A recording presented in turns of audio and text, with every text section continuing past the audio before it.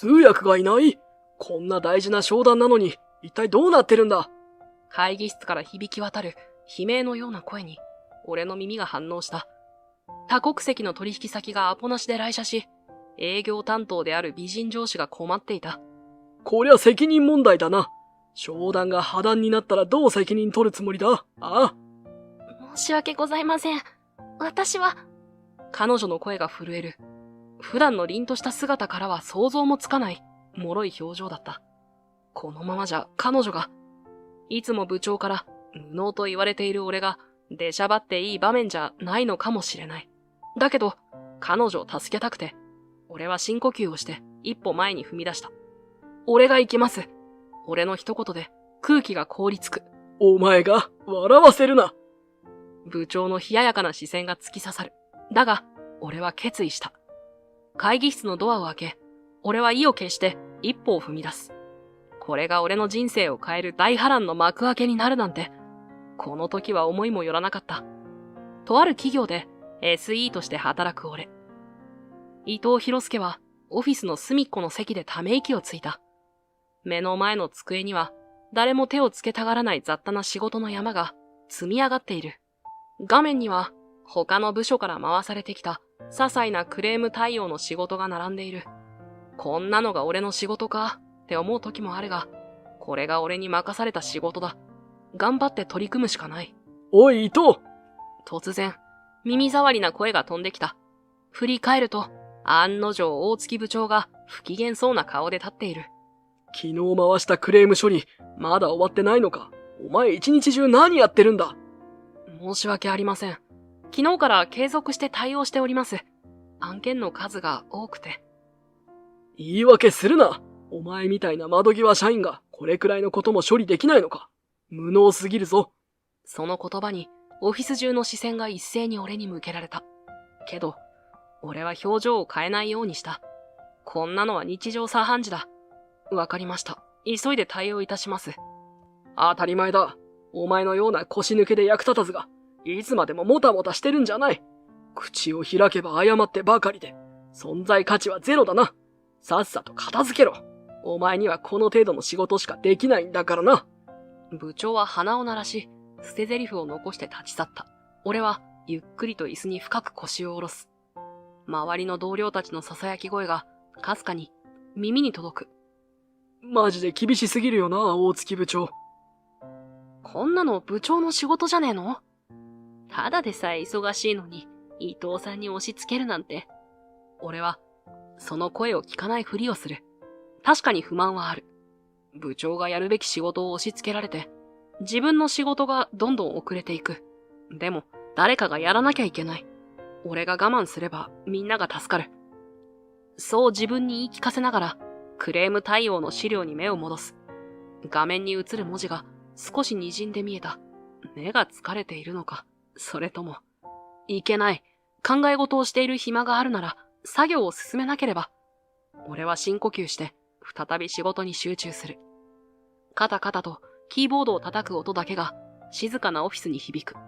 クレーム対応の文面を何度も遂行しながら、一つずつ片付けていく。そんな時だった。大月部長、大変です。突然の声に、俺は思わず顔を上げた。営業部の課長で、出世頭として噂の、秋山双葉さんが慌てた様子で、大月部長の元へ駆け寄っていくのが見えた。艶やかな黒髪のボブカットが、彼女の方にかかっている。キリッとした眉と大きな瞳。整った鼻筋と小さな唇。まるで人形のように整った顔立ちだ。今にも泣き出しそうな表情が、普段の凛とした彼女からは想像もつかない。部長の目がほんの一瞬だけ妙に輝いたような気がした。どうした秋山？取引先の方々が突然アポなしで来社されたんです。システムの詳細説明を求められていて、私では対応しきれなくて。秋山さんの声には普段は見せない焦りが滲んでいる。ほう？お前が対応できないとは珍しいな。さすがの秋山でもここまでか。部長は薄く不敵な笑みを浮かべた。その言葉に秋山さんの表情が一瞬凍りついた。俺にも部長の意地悪さが伝わってくる。いえ、そうではなく。仕方ない。せっかくの商談を逃すわけにはいかんからな。部長は大げさなため息をついて、あたりを見回す。そして、その目が俺に止まった。おい、伊藤。はい。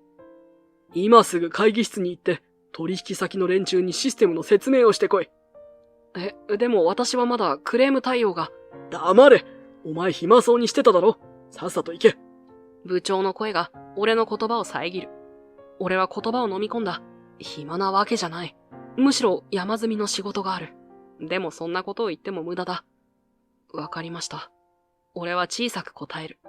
秋山さんが申し訳なさそうな、そして少し怯えたような表情で俺を見ている。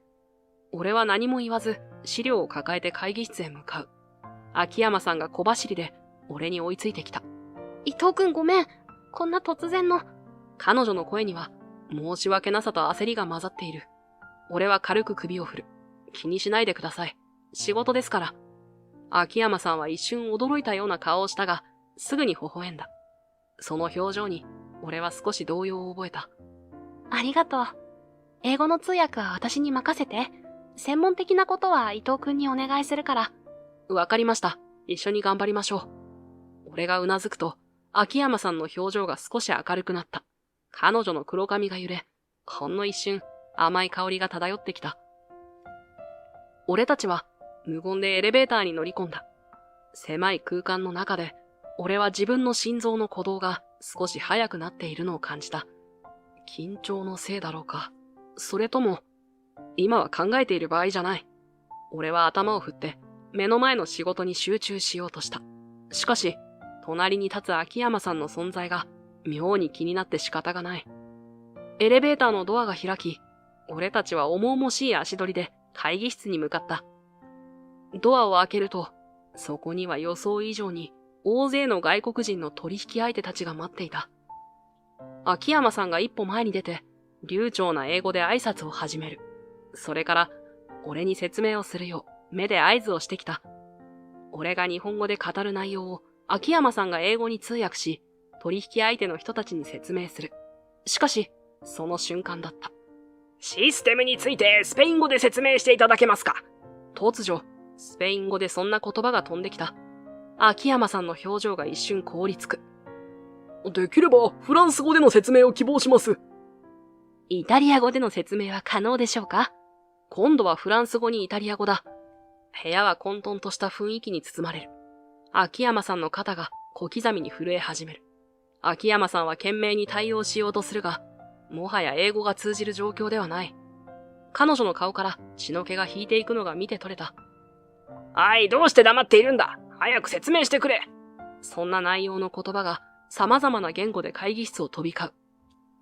俺は秋山さんの背中に冷や汗が滲んでいるのを見た。申し訳ございません。私は。秋山さんの声が震える。普段の凛とした姿からは想像もつかない脆い表情。秋山さんの瞳に小さな涙が光る。このままじゃ秋山さんが。俺の心臓が高鳴る。このまま見ているわけにはいかない。深呼吸をして一歩前に踏み出した。失礼します。俺の声に部屋中の視線が一斉に集まる。秋山さんが驚いた表情で俺を見つめている。皆様のご要望にお応えできるよう精一杯努めさせていただきます。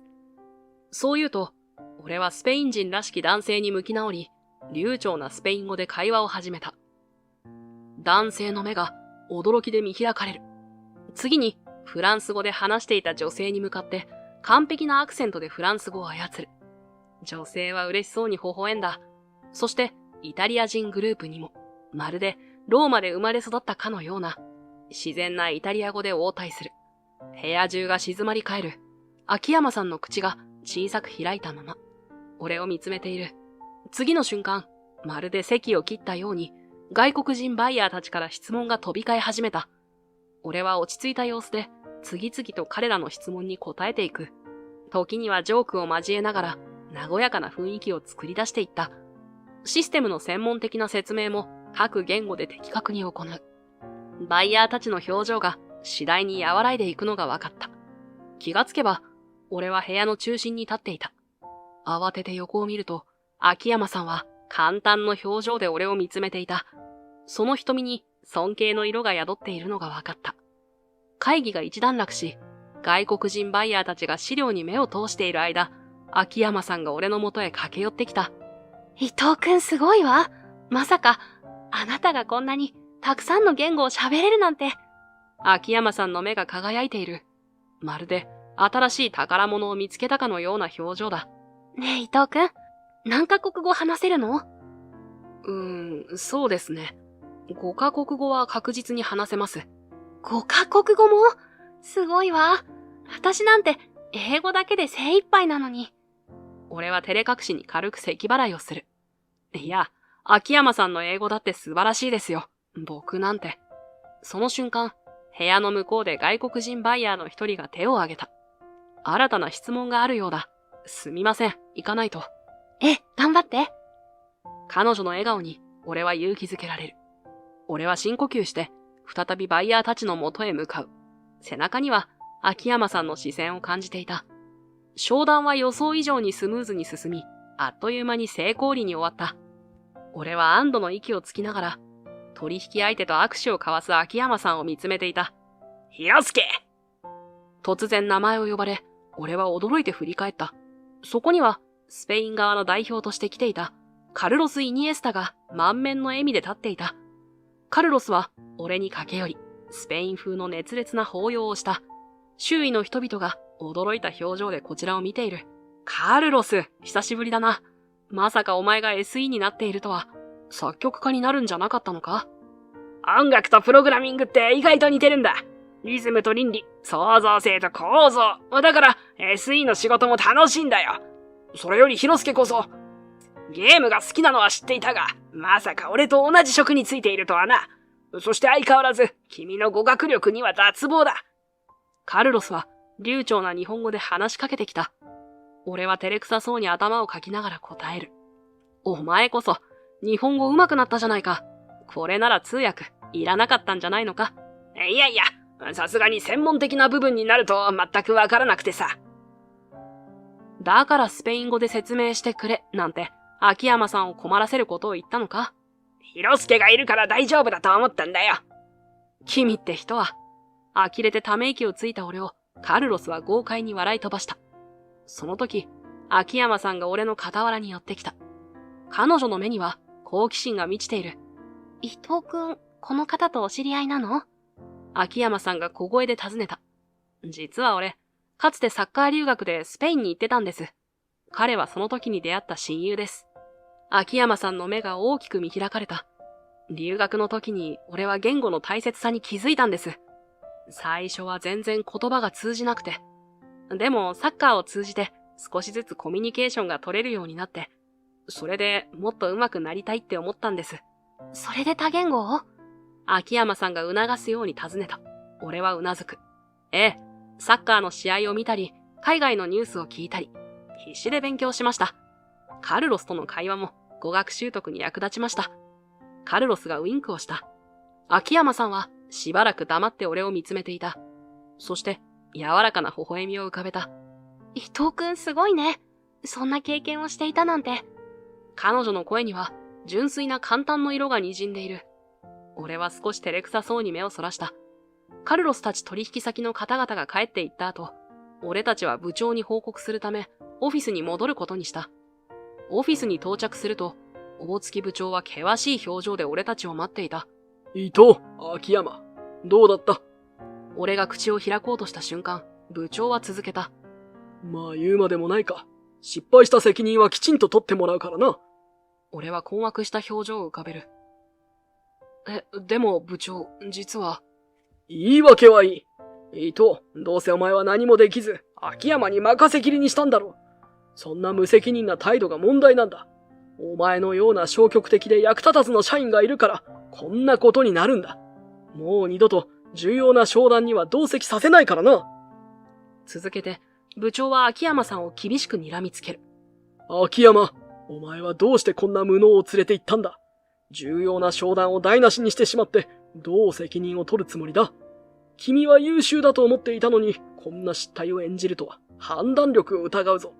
部長の言葉に、オフィス中の空気が凍りついた。部長が伊藤君に指示したくせに、と、周囲の同僚たちが、困惑した表情で、俺たちを見つめながら囁いている。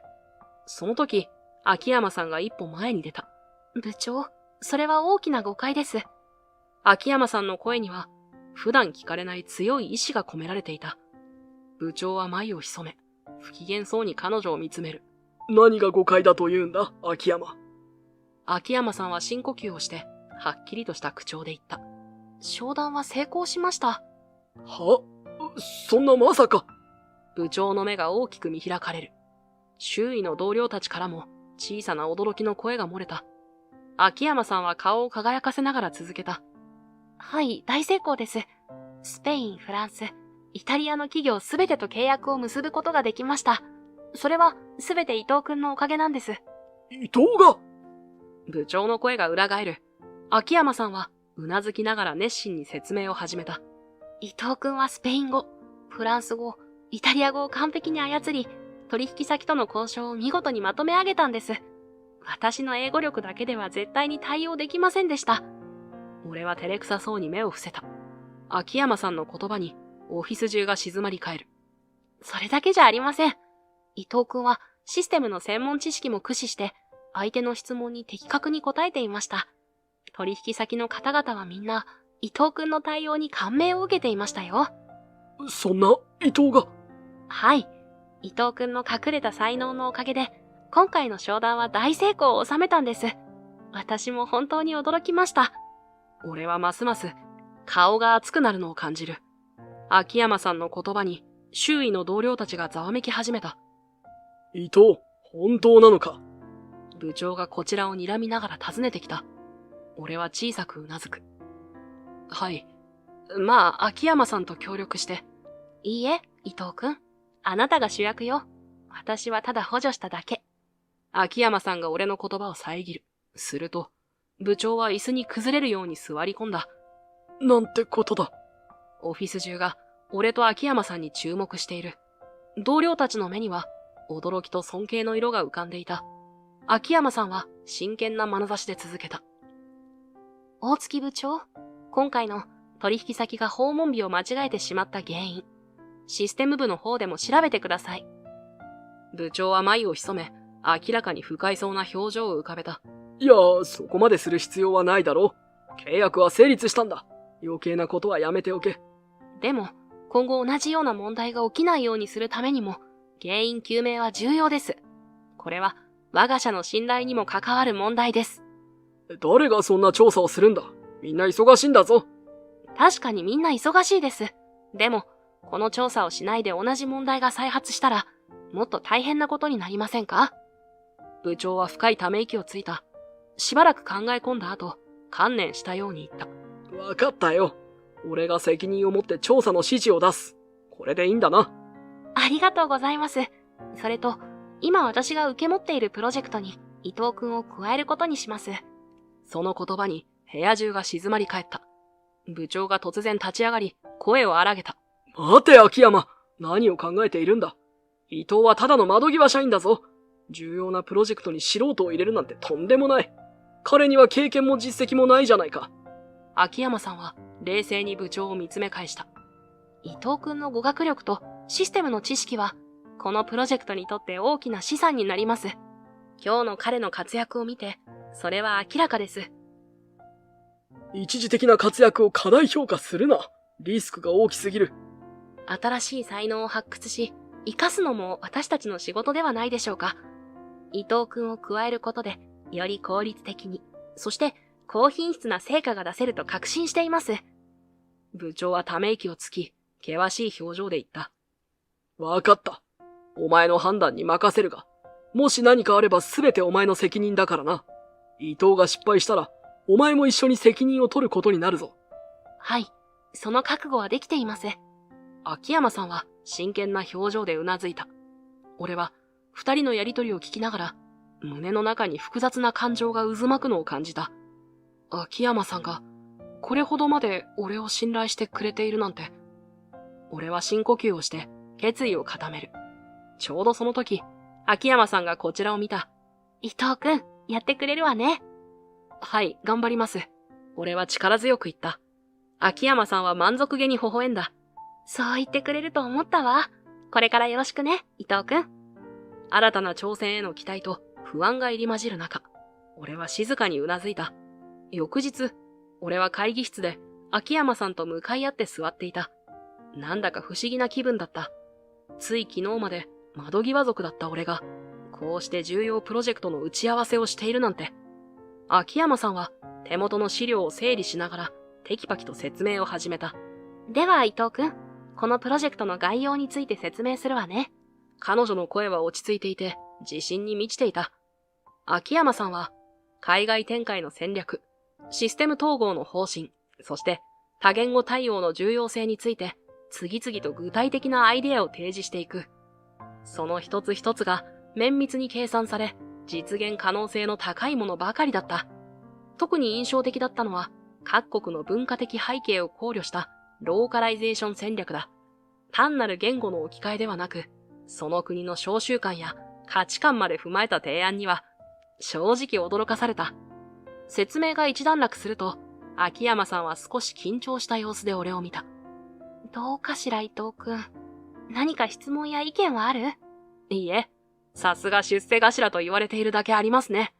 こんな綿密な計画を立てられるなんて、本当に素晴らしいです。それに、SE の仕事のことまでよく理解されていて、驚きました。技術的な側面まで考慮に入れた戦略立案、本当に感心します。俺は思わず簡単の声を漏らしていた。秋山さんは少し照れたように微笑んだ。ふと、秋山さんの目つきが少し遠くを見つめるようなものになった。実はね、父が SE だったの。俺は驚いて秋山さんを見つめた。彼女がこんな個人的な話をしてくれるとは思っていなかった。父は本当に優秀な SE で、すごい技術を開発していたの。ある時、父が画期的な暗号化アルゴリズムを開発したんだけど、秋山さんは少し言葉を詰まらせ、深呼吸をしてから続けた。その技術本当にすごかったの。セキュリティを飛躍的に向上させる可能性があったんだけど、父の会社はその価値を理解できなかった。父は必死で説明しようとしたけど、営業部門との連携がうまくいかなくて。秋山さんの目に悔しさの色が浮かぶ。結局、その技術は会社の隅に埋もれて、父も窓際に追いやられてしまったわ。その後大きな病気にかかって父はこの世を去ってしまって、そしてその数年後よ、他の大手企業が似たような技術を発表して大々的に宣伝したのは、俺は黙って聞いていた。秋山さんの言葉一つ一つに強い思いが込められているのが伝わってきた。そのニュースを見たとき、私は気づいたの。どんなに素晴らしい技術でも、それを理解し世に知らしめる人がいないと日の目を見ないんだって。技術者の思いを理解し、その価値を世界に伝えられる人が必要なんだって。秋山さんは決意を込めた表情で続けた。だから私は思ったの。そうだ、営業になろうって。でも単なる営業じゃなくて、技術も理解できる営業に。優れた技術を持つ人たちの橋渡しになりたいって。そのために SE の知識も必死で勉強したのよ。俺は秋山さんの言葉に深く心を動かされた。彼女の背景にあるこんな思いを俺は知らなかった。秋山さんは少し寂しそうな笑みを浮かべた。父はすでに亡くなってしまったけど、私が SE と営業の架け橋になろうとしていることをきっと喜んでくれていると思うの。だから伊藤くん、あなたのような優秀な SE の力を最大限に活かせるよう、私も全力を尽くすわ。一緒に素晴らしいものを作り上げましょう。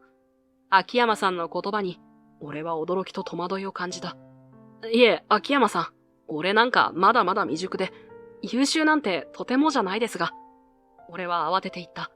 その言葉に秋山さんは眉を潜めた。もう伊藤くん、そんなに自分を過小評価しちゃダメよ。今日の君の活躍を見てみなさい。あれだけの語学力とシステムの知識を持っていて、どうしてそんな風に思うの？彼女は少し困ったように、でも優しく言った。俺は言葉に詰まった。確かにこの間の商談では、普段の自分では考えられないようなパフォーマンスを見せていた。でも、それはたまたまのことだと思っていた。秋山さんは続けた。伊藤くん、あなたにはもっとポテンシャルがあるはずよ。それを発揮できていないのは本当にもったいないわ。もったいないですか？俺は戸惑いながら聞き返した。そうよ。語学力だけじゃない。システムへの深い理解、問題解決能力、そして何より人とコミュニケーションを取る力。すべてが揃っているのに、どうして今まで埋もれていたのかしら。秋山さんは真剣な表情で俺を見つめた。彼女の言葉が今まで考えたこともなかった自分の姿を映し出しているようで戸惑う。本当に俺にそんな力があるのか。これまでの日々を振り返ってみる。確かにシステムの問題に直面したとき、内心では解決策を思いつくことが多かった。でも、それを口に出すことはほとんどなかった。なぜだろう。そう考えると、今までの自分の行動パターンが鮮明に浮かび上がってきた。部長の指示を黙って聞き、言われた通りに仕事をこなす。同僚たちの意見にうなずくだけで自分の考えを述べることはない。そうか、俺、今まで自分の意見なんて価値がないと思っていて。どうしてそう思ったの？言葉に詰まる俺に、彼女は優しく尋ねた。俺は言葉を探しながら答えた。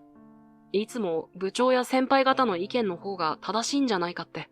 それに、新しいアイデアを出すのが怖くて。そういう気持ちわかるわ。新しいことを言うのは勇気がいるものね。でもね、伊藤くん。君の意見や考えは、プロジェクトに大きな価値をもたらすはずよ。本当ですか？本当よ。君の語学力とシステムの知識、コミュニケーション能力、それらを組み合わせた君の視点は、他の誰にもないものだわ。だからこそ、もっと自信を持ってちょうだい。私はあなたの意見が欲しいの。秋山さんが俺の手を取る。思わず心臓が跳ねた。俺を見上げる秋山さんは、少し頬が赤くなっているように見える。距離の近さにドキドキと胸を高鳴らせながらも、秋山さんの言葉が俺の中で何かを動かした。そうだ。もう逃げちゃいけない。俺は深呼吸をして、秋山さんをまっすぐ見つめ返した。秋山さん、ありがとうございます。これからは自分の意見をしっかり言っていこうと思います。このプロジェクトのために、そして自分自身のためにも。その息よ。これからの伊藤くんが楽しみだわ。頑張ります。秋山さん、これからよろしくお願いします。秋山さんの顔に明るい笑顔が広がった。そして俺たちは固く握手を交わした。プロジェクトが本格的に動き出してから数日が経った。俺と秋山さんは会議室で熱心に打ち合わせをしていた。資料やグラフが散らばるテーブルの上で、俺たちは新しいシステムの設計について議論を交わしていた。その時だった。会議室のドアがノックされ、大月部長が顔を覗かせた。ちょっといいか、秋山。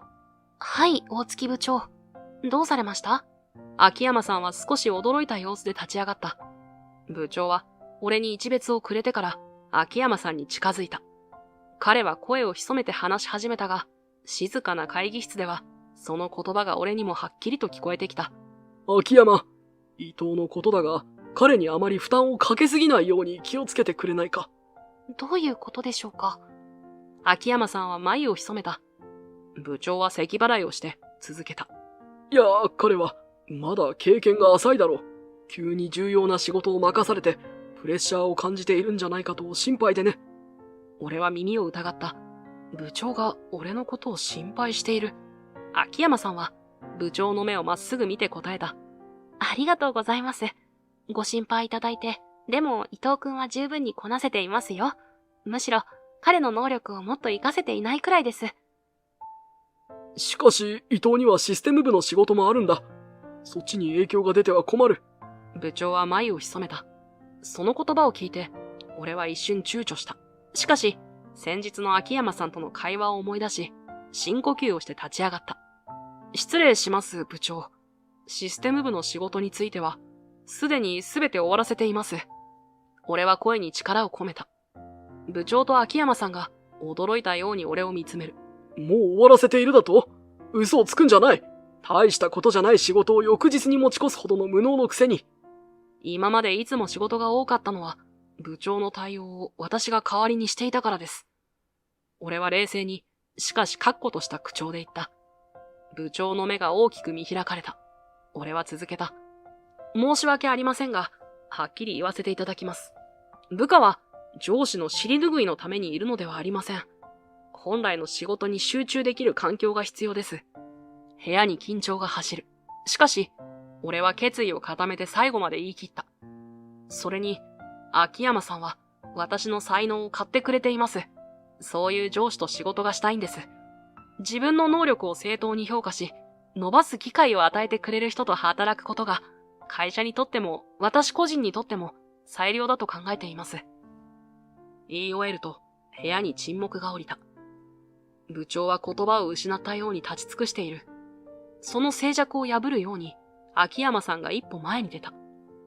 彼女の表情は真剣そのものだった。大月部長、伊藤くんと協力することについては、すでに上の許可を得ています。秋山さんの声は落ち着いているが、力強さに満ちていた。部長の目が大きく見開かれた。上の、まさか専務の。はい。このプロジェクトの重要性を説明し、最適な人材として伊藤くんを推薦しました。専務も彼の能力を高く評価してくださいました。部長は困惑した表情を浮かべたが、秋山さんは続けた。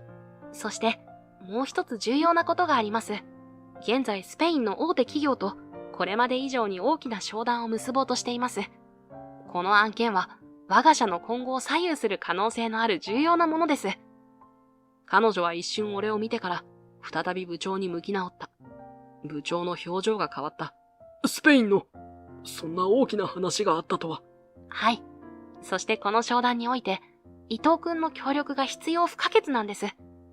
彼の語学力とシステムの知識、そして先日の商談での実績。これらなくしては、この案件を成功させることは難しいでしょう。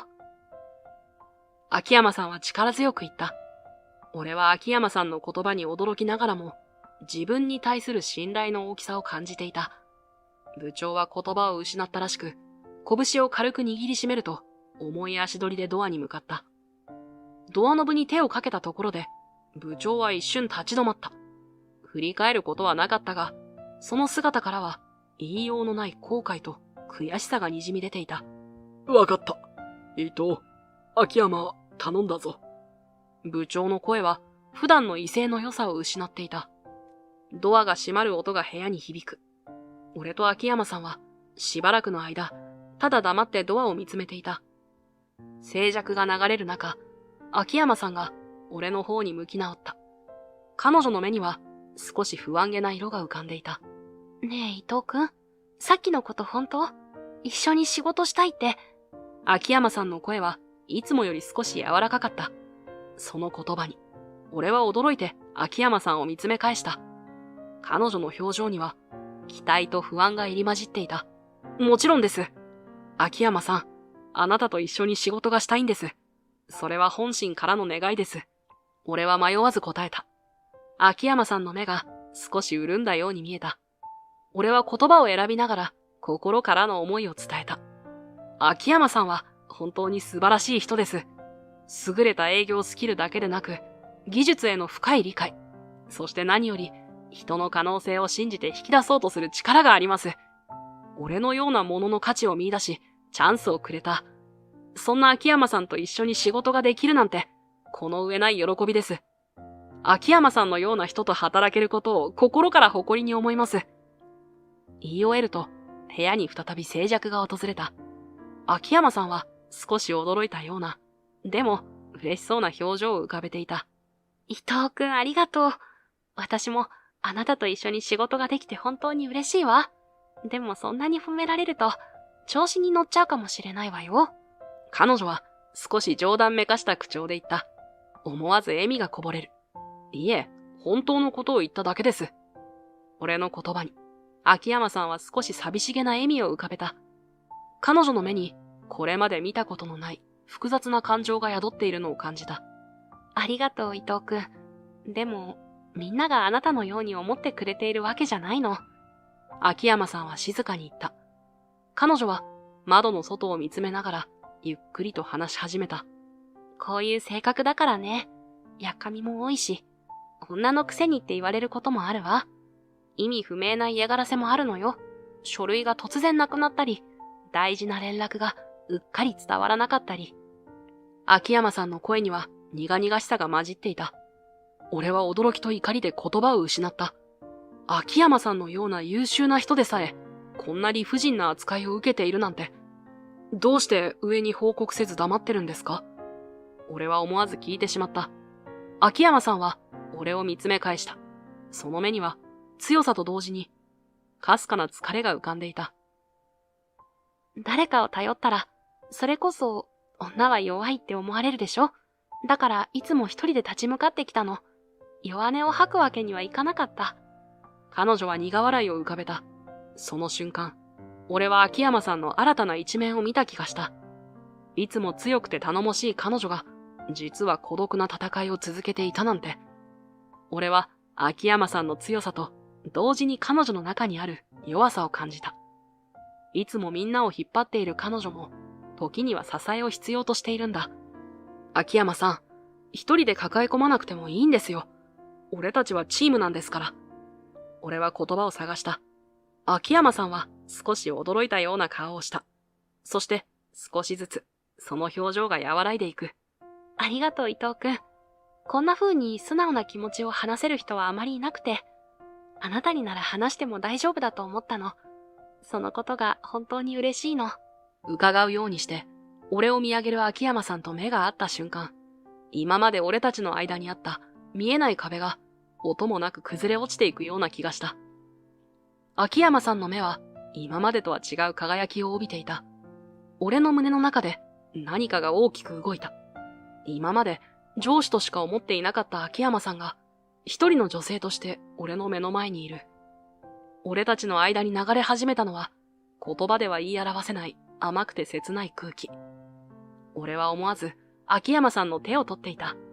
彼女の手が少し冷たい。でも不思議と心地よい。俺は秋山さんの味方です。何があっても秋山さんについていきます。俺は真剣に言った。秋山さんの顔がわずかに赤くなり、その目に小さな涙が光った。彼女が俺の手をぎゅっと握り返してきた。ありがとう。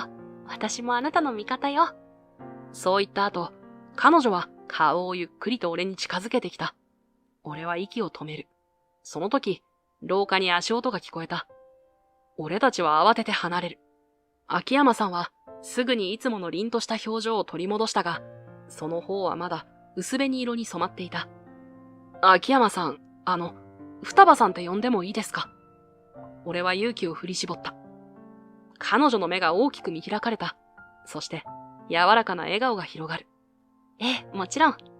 私も、広介くんって呼ぶね。俺の心臓が大きく跳ねた。自分の名前がこんなにも特別に聞こえたことはない。わかりました、双葉さん。ありがとう。広介くん。名前を呼び合うだけで、俺たちの関係は一気に親密になった気がした。オフィスという場所を忘れそうになる。じゃあ仕事に戻りましょうか。双葉さんが言った。その声には新しい甘さが混じっているような気がした。スペインの大手企業との契約締結に向けた最終プレゼンテーションの日が来た。会議室には緊張感が漂っていた。俺と双葉さんは何度も練習を重ねたプレゼンの資料を前に座っている。向かい側にはスペイン企業の重役人と取引担当のカルロス・イニエスタが並んでいた。双葉さんが流暢な英語で開始の挨拶を述べ、プレゼンテーションが始まった。最初は順調に進んでいた。しかし、システムの技術的な説明に入ったところで、突如として事態は急変した。すみません。ちょっと待ってください。この仕様書の内容が先日送っていただいたものと異なっているように思えるのですが。カルロスが手を挙げて割り込んできた。彼の表情には困惑の色が浮かんでいる。双葉さんが一瞬たじろぐ。申し訳ありません。具体的にどの部分でしょうか？カルロスが指摘した箇所を見て、俺は愕然とした。確かに、先日の打ち合わせで決定した内容と、今回のプレゼン資料の内容が大きく異なっている。しかし、なぜこんなことに？部屋の空気が一変する。スペイン側の重役たちの間で不安げな視線が交わされる。カルロスは困ったように眉を潜めている。これは大きな問題ですね。こんな重要な変更を事前に連絡もなく、信頼に値する取引相手とは思えません。スペイン側の重役の一人が厳しい口調で言った。双葉さんの顔が青ざめる。これ以上の話し合いの必要はないでしょう。我々の時間を無駄にされたようですね。この契約は白紙に戻します。スペイン側の代表が冷たく言い放った。その言葉に会議室の空気が凍りついた。双葉さんは言葉を失い、唇を震わせている。彼女の目には、これまで見たことのない絶望の色が浮かんでいた。待ってください。もう一度チャンスを。双葉さんは必死に言った。しかし、スペイン側の重役たちはすでに立ち上がり、書類をカバンに詰め始めていた。カルロスも申し訳なさそうな表情を浮かべながら、重役たちに従おうとしている。俺の心臓が激しく鼓動を打つ。頭の中が真っ白になりそうだった。このまま終わらせるわけにはいかない。でもどうすれば。俺は変更されている資料をじっと眺めた。突如、アイデアがひらめいた。リスクは高いが、逆転のためにはやるしかない。次の瞬間には、俺は立ち上がっていた。手が少し震えているのを感じたが、深呼吸をして落ち着きを取り戻す。全員の視線が俺に集まる。セニョーレス、最後に3分だけお時間をいただけないでしょうか。俺はスペイン語で、できる限り落ち着いた声で話し始めた。カルロスと重役たちが足を止め、驚いた表情を浮かべる。俺は双葉さんに小さくうなずきかけ、自信を持って続けた。私たちのミスは申し訳ありません。しかし、この変更には皆様にとって計り知れない価値があるのです。俺は流暢なスペイン語で変更の背景にある技術的な利点を説明し始めた。システムの互換性や将来の拡張性について、具体的な例を挙げながら丁寧に解説する。つまり、この変更により、御社の現行システムとの統合がより容易になり、将来的なアップグレードの際のコストも大幅に削減できるのです。なるほど。そういう意図だったのですね。カルロスの目が輝き始めた。俺はうなずき、さらに踏み込んだ。もし御社のご要望であれば、今ここで両方の仕様の詳細な比較を行い、最適な解決策を一緒に考えることもできます。重役たちの間で小声の議論が始まる。その間、俺は双葉さんに向かって小さく微笑んだ。彼女の表情に驚きと安堵の色が浮かんでいるのが見えた。しばらくして、カルロスが声を上げた。わかりました。その比較を聞かせていただけますか。俺は安堵の息を内に秘めて、もちろんですと答えた。そこから1時間、俺は双葉さんと協力しながら、旧仕様と新仕様の詳細な比較を行った。双葉さんが英語で全体の流れを説明し、俺がスペイン語で技術的な詳細を補足する。最終的に、カルロスは満足げな表情で言った。素晴らしい説明でした。この変更は確かに我々にとってもメリットがありそうです。さらなる詳細な協議を進めましょう。カルロスの言葉に会議室の空気が一変した。緊張が解けていく中、スペイン側の重役たちも同意の意を示した。会議は予想以上に順調に進み、両者の協力関係を深めていくことで合意に至った。全員が席を立ち、握手を交わし始めた頃、カルロスが俺に近づいてきた。ヒロスケ、少し話せるかい？カルロスは柔らかな笑顔で言った。俺たちは会議室の隅に移動した。双葉さんは他の重役たちと挨拶をした後、会議室を出て行った。君の提案、あれはあの場で思いついたものだよな。俺はぎくりと身をこわばらせた。こんなことを言っても信じてもらえないかもしれないけど、あの変更は俺と双葉さんがやったものじゃないんだ。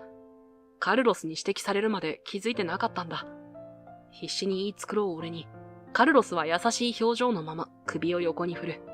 俺が君のことを信じないわけないじゃないか。覚えているかい？中学の時、俺が学校の重要な試験で、俺が不注意で隣の子の答案を見てしまった時のこと。ああ、あれか。先生には気づかれなかったけど、君は罪悪感でいっぱいだった。このまま隠し通すべきかどうかを、俺に相談してきたよね。カルロスは小さく苦笑を浮かべる。ああ、あの時君は迷わず、正直に先生に話すべきだと言ってくれた。最初は怖くて躊躇したけど、君の誠実さこそが最も大切だという言葉に勇気づけられたんだ。それに、君は俺に付き添って、先生に事情を説明するのを手伝ってくれた。カルロスの目に感謝の色が浮かんだ。結果的に、先生は俺の正直さを評価してくれて、再試験のチャンスをくれたんだ。君の言葉が俺を正しい道に導いてくれた。そんな君が土壇場での仕様変更を俺たちに通さずに会議に出すなんて不誠実なこと、するわけがない。カルロスは真剣な表情で言った。俺は感動で言葉を失っていた。カルロス、本当にありがとう。俺を信じてくれて。お安いご用さ。だって俺たち親友だろ。カルロスは微笑んだ。その言葉にまた胸が熱くなる。しかし今回はヒロスケの起点で事なきを得たけど、今後こんなことがあっちゃ困る。原因をしっかり探ってくれ。俺に協力できることがあれば何だって手伝うからな。うん、ありがとう。俺とカルロスはしっかりと抱擁を交わした。カルロスとの会話を終えて会議室を出ると、双葉さんが俺を待っていた。彼女の表情には何か言いたげな色が浮かんでいる。ヒロスケくん、ちょっとついてきてほしいの。有無を言わさない彼女の様子に、俺は黙ってうなずいた。双葉さんが向かったのは、大月部長のところだった。部長は少し驚いた顔をした。おや、秋山か。伊藤も一緒か。どうしたんだ？失礼します、大月部長。先日の商談の件で確認したいことがありまして、日付を間違えた原因はわかりましたか？双葉さんの声は冷静だったが、俺には彼女の緊張が伝わってきた。部長の表情が一瞬こわばるのを見逃さなかった。ああ、あの件か。まだ調査中だ。システムの不具合かもしれんな。部長は平静を装おうとしたが、声にわずかな動揺が混じっている。双葉さんは一歩前に出た。実は、私が個人的に調べてみたんです。なんだと？システムログを確認したところ、日付の変更は部長のアカウントから行われていたことが分かりました。双葉さんの声にわずかな怒りが滲んでいた。部長の顔が青ざめる。それは。それに、大月部長はプロジェクトに直接関わっていないはずなのに、最近やけに細かい指示を出してきていましたよね。そちらもおかしいなと思って調べたんです。そしたら、私たちの資料をこっそり見ていたところや、退勤時刻の後にオフィスに戻っていくのを見かけたという目撃情報を入手しました。今回の仕様変更、あなたがやったことではありませんか？双葉さんは畳みかけるように続けた。俺は双葉さんの背中越しに部長の反応を観察していた。部長の額にうっすらと汗が浮かんでいる。何を言っているんだ、秋山。証拠がないだろう。あります。さっき会議が終わってすぐにログを取得しました。ご覧ください。仕様変更が行われた時刻、使用されたアカウント、すべて記録されています。そしてこのアカウントの使用者は、大月部長、あなたです。彼女はスマートフォンで別のファイルを開き、部長に向けて画面を見せた。部長は椅子に崩れ落ちるように座り込んだ。私たちのプロジェクトを妨害しようとしていたんですね。なぜですか、大月部長。部屋に重苦しい沈黙が落ちた。俺は息を飲んで、次の瞬間を待った。大月部長は長い間うつむいたままだった。その肩が小刻みに震えているのが見えた。やがて、ゆっくりと顔を上げると、その目には諦めと悔恨の色が浮かんでいた。そうだ。俺は秋山。お前を失脚させようとしていたんだ。部長の声はかすれていた。双葉さんの瞳が驚きで見開かれた。私を？でもどうして？お前の父親は秋山新馬だろう。部長は深いため息をついた。双葉さんは困惑した表情を浮かべた。ええ、そうですが、父がどうかしましたか？奴は俺のライバルだった。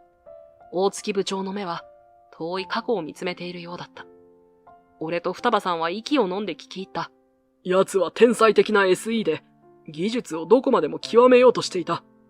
新しいアイデアを次々と生み出し、誰もが彼の才能を認めていた。だが、俺には彼の考えが理解できなかった。技術だけを追求して、ビジネスの現実を無視している。そう思っていたんだ。部長は深いため息をついた。ある日、シンバが、画期的な暗号化アルゴリズムを開発した。セキュリティを飛躍的に向上させる可能性があったんだ。だが、双葉さんが小さく息を飲む音が聞こえた。そう、お前も知っているだろう。その技術の価値を会社が理解できなかったんだ。そうさせたのは俺だ。部長の表情が歪んだ。俺たちは同じシステム部にいたが、考え方は大きく違っていた。俺は既存のシステムの安定性と効率を重視していた。新技術の導入にはリスクがある。そのリスクを取るべきじゃないと主張したんだ。そして会社の上層部は俺の主張を採用した。シンバの技術はリスクが高すぎると判断されたんだ。そして奴の技術は日の目を見ることはなかった。いい気味だと思ったよ。部長は拳を握りしめた。その日以来、俺と奴はたもとを分かつことになった。俺はシステム部の管理職として、既存システムの維持と改善に力を入れ、シンバは新技術の研究開発に没頭していった。そしてあっさりと、俺の目の前から消えた。その後だ。似たような技術が他社から発表され、大成功を収めたのは、部長の声が震えた。俺は自分が正しいと証明したかったんだ。奴が考えたのと同じ技術が成功するなんて、ありえない。シンバの考えは間違っていて、俺の選んだ道こそが正しいと。だから、お前が入社してきた時、俺は恐れたんだ。お前が成功すれば、シンバの考えが正しかったということを認めなければならなくなる。それだけはしたくなかった。重苦しい沈黙が部屋を満たした。しばらくして、双葉さんがゆっくりと口を開いた。その声は静かだが、確かな強さを秘めていた。大月部長、生前、父はよく私に仕事のことを話してくれました。父にはライバルがいたそうです。技術の方向性でよく衝突したけれど、その議論が父を成長させたと。双葉さんの目に懐かしさの色が浮かんだ。部長は息を飲んだ。父は、そのライバルのことを話すときはいつも楽しそうでした。あいつとの論争があったからこそ自分の考えを磨けたって。あいつのおかげで自分の信念を貫く強さを得られた。道は違えど、あいつのおかげで今の自分があるって、最後までそう言っていました。大月部長の話を聞いて分かりました。父の言っていたライバルは大月部長のことだったんですね。双葉さんの言葉が部屋に響き渡ると、突然の静寂が訪れた。部長の目に大粒の涙が浮かび上がる。その涙は、まるで長い年月の重み、そのもののように頬を伝って落ちていった。シンバがそんなことを。部長は言葉を詰まらせ、両手で顔を覆った。その肩が小刻みに震えている。長年抑え込んできた感情の咳が一気に決壊したかのようだった。すまない、すまない。俺はなんてことを。お前は最後まで俺のことをそんな風に。部長は顔を上げ、天井を見上げた。その目からは止めどなく涙が流れている。俺は目の前で繰り広げられる光景に言葉を失っていた。長年の確執、誤解、そして後悔。それらがすべて、この瞬間に溶け出しているようだった。部長は深く、長い息を吐いた。それから双葉さんを見つめた。その目には、これまで見たことのない柔らかさがあった。秋山、お前の父は本当に素晴らしい男だった。俺はそのことを堅くなに認めず、天津さえ娘のお前にひどいことを、本当に申し訳なかった。部長は双葉さんに向かって深く頭を下げた。いいえ、分かってくれたのなら、父も草場の陰から喜んでいると思います。双葉さんは静かに部長の傍らに寄り添った。彼女の目にも涙が光っていた。それから1週間が経った。部長の不正が明るみに出て以来、会社中が騒然としていた。俺と双葉さんは毎日のように人事部や上層部との会議に呼び出され、経緯を説明させられた。そして今日、大月部長の処遇が発表された。部長は解雇となった。ただ、大月部長本人から自身の経験を生かし、業界の発展に貢献したいという申し出があったそうだ。会社はその意向を尊重して、関連の NPO 法人を紹介することにしたらしい。どう思いますか？発表を聞いた後、双葉さんと俺しかいない会議室で彼女にそう尋ねた。双葉さんは少し考えてから答えた。正直、複雑な気持ちはあるけど、これが最善の結果だったんじゃないかな。双葉さんの言葉にうなずきながら、俺は自分の携帯電話が震えたことに気づいた。メールだ。ちょっと待っててください。俺は双葉さんに言ってメールを確認した。目を通すと、俺の顔に笑みが広がった。どうしたの？カルロスからです。彼の会社と正式に契約が成立したって。俺は興奮を抑えきれずに言った。双葉さんの目が大きく見開かれた。本当？やった！しかも、想定以上の好条件らしいです。俺たちの提案した新しいシステム構想が、向こうの経営陣に大きな印象を与えたみたいですよ。さすが広介くん。あなたの語学力と技術力がこんな素晴らしい結果を生んだのね。双葉さんの言葉に、俺の心臓が大きく跳ねた。彼女の瞳がいつも以上に輝いて見える。その笑顔に、俺は思わず見とれてしまった。いや、そんな、双葉さんのおかげですよ。あなたがいなければここまでできませんでした。俺は少し視線をそらした。俺たちは人気のない会議室に二人きりでいた。窓から差し込む夕日が双葉さんの横顔を優しく照らしている。今なら言えるかもしれない。俺は深呼吸をして勇気を振り絞った。双葉さん。何？広介くん？彼女が俺の方を向いた。その瞳に映る自分の姿に、俺は言葉を失いそうになる。俺は再び深呼吸をした。心臓が今にも飛び出しそうなほど激しく鼓動している。双葉さん、俺はあなたのことが好きです。一瞬の沈黙が流れた。双葉の目が大きく見開かれる。ずっと言えずにいました。でももう我慢できなくて。あなたと一緒に仕事をするうちにどんどん好きになっていって。双葉さんの方が赤く染まっていく。彼女の唇が少し震えている。双葉さんはしばらく黙っていた。俺の心臓の鼓動が部屋中に響いているように感じる。そして彼女がゆっくりと口を開いた。私も広介くんのことが好き。俺は耳を疑った。双葉が微笑む。私もずっと言えずにいたの。でも、今の広介くんの勇気に私ももう隠せなくなった。俺は思わず双葉さんに一歩近づいた。彼女も同じように一歩前に出る。俺たちの間の距離が急に縮まる。双葉さんの瞳に映る自分の姿が今まで以上に大きく感じられた。指先がそっと触れ合う。彼女の手が少し震えている。俺も同じくらい緊張していた。双葉さん、これからも一緒にいてくれる？仕事もプライベートも全部。俺は彼女の手をぎゅっと握った。双葉さんの目に小さな涙が光る。うん、もちろん、ずっと一緒だよ。彼女は俺の胸に顔をうずめた。俺は双葉さんを優しく抱きしめた。彼女の体温が俺の中に染み込んでいく。窓の外では夕日が沈みかけていた。その赤い綺麗な光が俺たちを祝福してくれているかのようだった。今まで俺は自分の意見なんて価値がないと思ってた。だけど、双葉さんが、もっと自信を持って、と、俺の意見を聞いてくれたおかげで、俺は勇気を持てた。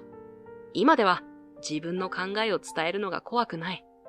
伝えることで、新しい可能性が開けると分かったから。これからも自分の意見をしっかり持って、それを伝えていく。そうすることで、俺も周りももっと成長できるはずだから。派遣が生意気言ってるんじゃないよ、クズが。移動先の年上の女次長が私を罵倒する。そして湯飲みを取り、熱々のお茶を私にぶっかけてきた。パシャ。悲鳴が聞こえる。私の腕から湯気が出る。私はきっと目の前にいる次長の信代を睨みつける。だが、次長は私よりもきつい目つきで見下すように私を見ている。いい？ここでは私の言うこと聞かない奴はこうなるのよ。生意気言ってないで、私の言うことだけしてろ。この無能が。お前なんていつでも切れるんだからね。もう我慢できない。私はすべてをぶちまけて、上司を奈落の底に叩き落とすのだった。私の名前は川口恵美。5年前から大手企業の本社に勤務していて、今現在は27歳。まだまだ未熟者な私だったが、私の仕事を認めてくれた上司から、新人を教えるという役割をもらうことができた。今は本社に入ってくる社員を一から教える立場になっている。教えている子は、ほとんどが私よりも若い子たち。簡単な業務から注意事項、応用した仕事内容など、様々なことを教えている。新人の子の多くは優秀で、私の教えたことをすぐに理解して、一生懸命に覚えようと努力してくれる子たちだ。でも、教えるだけじゃない。私も新人の子たちに日々教わることばかりだ。そんな充実した日々を過ごしている中、私は上司に呼び出された。恐る恐る話を聞くと、子会社への異動を命じられたのだ。え？異動ですか？ああ、異動って言っても、一時的にで頼みたいんだが。上司が私に話し始める。川口さんが新人さんの教育係になってから、新人さんの指導がすごく行き届いていてね。上もとても助かっているんだ。その能力を買って、子会社の様子を見てきてほしいとお願いが来ててね。上司が私に子会社の資料をくれる。子会社の名前は、聞いたことがある名前だ。どうやら子会社は、すぐに社員が辞めてしまったり、退職の仕方も強引だったり、いろいろと良くない噂もあるようだった。その部署の様子を見てくることと、指導もしてほしいとのこと。断る理由もなかった私は、首を縦に振って、その場で了承をした。数日後、はじめまして、川口恵美です。朝の挨拶をする。ここは例の子会社だ。数日間ですぐに支度をして移動することにした私。今日からよろしくお願いします。私は頭を下げる。パチパチと簡単な拍手が部署に響く。ぐるっと見た限りでは、パッと見で誰もおかしな人はいないかなと思った。だが、朝の挨拶が済んでから、なんだか部署の空気が悪いことに気づく。そんな空気をかき消すように、一人の声が私に話しかけてきた。川口さんでしたっけ？はい、近藤次長。派遣はお茶入れからよろしくね。年功序列順にちゃんと入れるのよ。え？お茶汲むとこはあっち。今日から毎日だから、場所ちゃんと覚えなさい。目の前にいるのは近藤信代。ここの部署の次長だ。信代の言葉に、私はあっけに取られる。お茶汲み？今の時代に？個人でお茶持ってくれば、いつでも好きな時に飲めるじゃない。誰かが担当してお茶汲みをするだなんて、いつの話だろうと驚いてしまう。だが、この会社では、それをずっとやってきたようだった。あ、そうだ。この部では、部長よりも私の方が社歴長いんだから。お茶は一番最初でよろしくね。はい。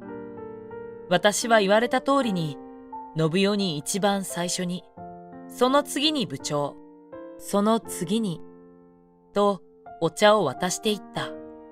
お茶出しが終わった後に、部長にどの仕事をすればいいのか聞きに行く。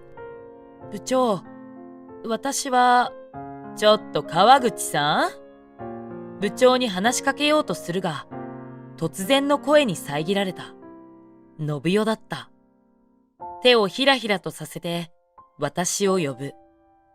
部長を見ると、私の顔など全く見もせずに、パソコンへとへばりついている。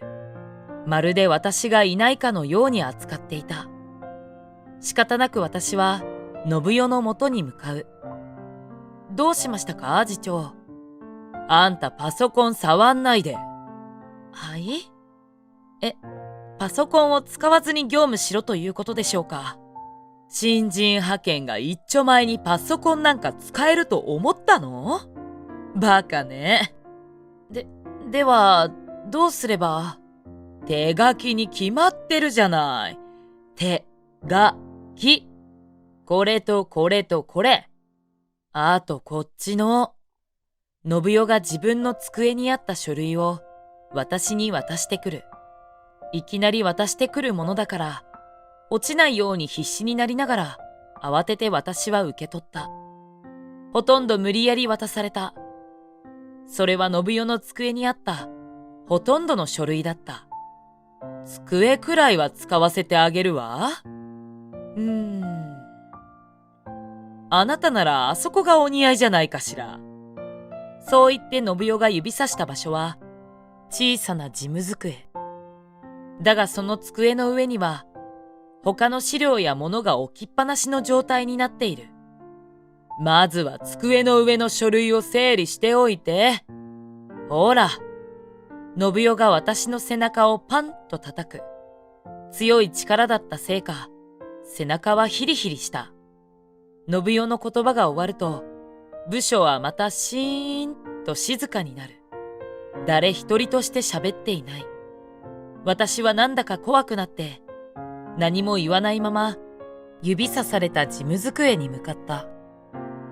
まずはもらった資料を置いて、机の上を簡単に片付けて、作業するスペースがない机の上を整頓して、少しでも作業できるスペースを作る。私はボロボロの椅子に座って仕事を始めた。仕事をしながら、私は周囲を見渡す。どの人も下を向いて机にかじりついていた。ひっそりと息を殺して無言で、できるだけ音を立てないように、手書きでみんな資料を作っている。なんだか怖い。どう見ても異様な光景だった。本社と比べて静かすぎるのだ。その日は周りの人に習うように、私は同じようにひっそりとひたすら手書きで資料作りをした。パソコンと違って間違えてしまうと、1ページ分すべてやり直しなので、何度も何度も見直して間違えないよう行う。ちらりと信代の方を見たが、信代は悠々と一人でパソコンを使って何かをしていた。たまに笑ってパソコンをカチカチしている。もしかして動画見てる？嘘でしょ？と思いながら見ていると、隣からツンツンと腕をつつかれた。びっくりして体が跳ねてしまうが、静かな空間で音を立てないように、そっと静かに隣を見た。すると、隣で仕事をしている一人の女性が、一枚のメモを机にパッと置いて、すぐに目をそらす。次長と目が合うと嫌がらせされちゃうから気をつけて。嫌がらせ？私は驚きながらも、メモにありがとうと書き、信代にバレないようにそっと返した。数時間後、終わらない。時計を見る。就業時間はもう過ぎていた。私は小さくため息をつく。何せ普段パソコンでやっていたことがすべて手書きなのだ。1時間でできる仕事が2倍3倍になってくる。そして仕事をしていて気づいたのだが、仕事の量がとてつもなく多かった。ふと周りを見れば、私と同じで残業している人がほとんどだ。朝見たメンバーと全く変わっていなかった。川口さん、ちゃんと仕事してるの？周りをキョロキョロ見ていると、信代が私に話しかけてきた。はい、しています。その割には残業してるけど、初日から残業って、やっぱり派遣って無能なのね。パソコン使えないから効率が悪いんだよ。ていうか社員だし。そう言ってやりたかった。だが一応、ここでは次長が上司。私はぐっとこらえて、すみませんとだけつぶやいた。見れば、信代はもう上着を着て帰る気満々だ。信代が口を手で押さえて笑う。ああ、言っとくけど、残業代つかないから。そんな頑張んなくてもいいのに。あ、でも頑張らないと、無能は普通の人よりできないもんね。じゃあ頑張って、派遣さん。残業代がない？どういうこと？私が信代に問うが、信代は私の言葉なんて知らんぷりだ。そのまま部署を後にした。そんな信代と入れ替わるように、部長が後ろからやってくる。川口さん、1日目からお疲れ様。部長、お疲れ様です。ところで、今、残業代がつかないって次長から。ごめんね。でも大丈夫。慣れてくれば、その日のうちに終わらせられるから。いや、皆さんがっつり残業してますけど、残業代って本当に出ないんですか？まあ。部長が半笑いで私の肩を叩く。その手にゾワッと寒気がした。いやね、近藤さんも本当はいい人なんだよ。新人を教えてあげようと頑張って。ほら、君にも最初に声かけてくれてたでしょ？部長が信代をかばうように言う。それでも私は納得できなかった。では、パソコンが使えないのはどうしてですか？パソコンが使えたら、みんな早く仕事が終わると思うのですが。そんな私の言葉に部長が、ははは、と、乾いた笑いをしながら答えた。近藤次長には逆らわないでね。ほら、彼女がいないと会社回らないからさ。辞められちゃったら困るんだよね。答えになってない。部長の言葉が信じられなくて、私は大きなため息をつきながら、今日の分の残りの仕事を急いで終わらせた。約1週間後。きっつ。電車でつい声に出してしまった。慌てて口を押さえる。だが、疲労が溜まっているのは事実だ。残業をしなければならない仕事の量。おかげで連日帰りが遅くなって、終電間際。私の体力は、だいぶ限界に近かった。それでも毎日、私はしっかり通っている。でも今日は大丈夫。こっちだって策があるんだから。疲れているのにもかかわらず、私はやる気に満ちていた。今日はなんといつもよりも、1時間も早い時間に出社。そう、信代が出社する前に、パソコンをこっそり使おうという策だ。私は会社に出社すると、早速パソコンをつける。パソコンのパスワードは、会社規定のものなので、すぐに解除できた。誰もいない部署内で、私はひっそりと仕事を開始する。カタカタカタ。やっぱり早い。パソコンだと一気に仕事を終わらせられるわ。このまま1時間で3分の1くらいは。どれくらい時間が経ったか。私は仕事がスムーズに進むことが嬉しくて、ずっとパソコンを使っていた。周りの人が出社し始めたことに気づかないくらい夢中になってしまっていたのだ。そして、ちょっと、川口さん？あの声が大きく部署に響く。私は慌ててキーボードから手を離し、目線を周囲にやった。私の後ろから気配がする。すぐに振り向くと、真っ赤に怒った次長の信代がいた。川口さん、あなた勝手にパソコンを使うとはどういうことなの？上司の命令を従えないバカなの？大声で信代が私に怒鳴る。すぐ近くで怒鳴っていたのと、部署が静かだったのもあって、私の耳にキーンと響いた。耳が痛い。だが、信代はそんな私など気にもせずに、キーボード近くにある私の手をパチンと叩いた。いった！高く大きな音がする。私は手を押さえた。勝手なことして、私の言うことが聞けないなんて、頭おかしいんじゃないの？仕事もろくにできない奴が、パソコンなんか使うんじゃないよ。怒りが収まらない信代に、私は立ち上がって何か言おうとした。が、瞬間。川口さん。今度は部長の大きな声がする。私は大きなため息をつきながら、声のする方を向いた。信代と同じく、真っ赤な顔で私を睨んでいた。部署の扉から私を呼び出す。ちょっと来なさい。私は信代を一別してから、部長のもとに向かった。いろいろ言いたいことはあったが、手の痛みでそれどころじゃなかった。扉の前まで行くと、そのまま部長に連れられて、別室へと移動する。バタン。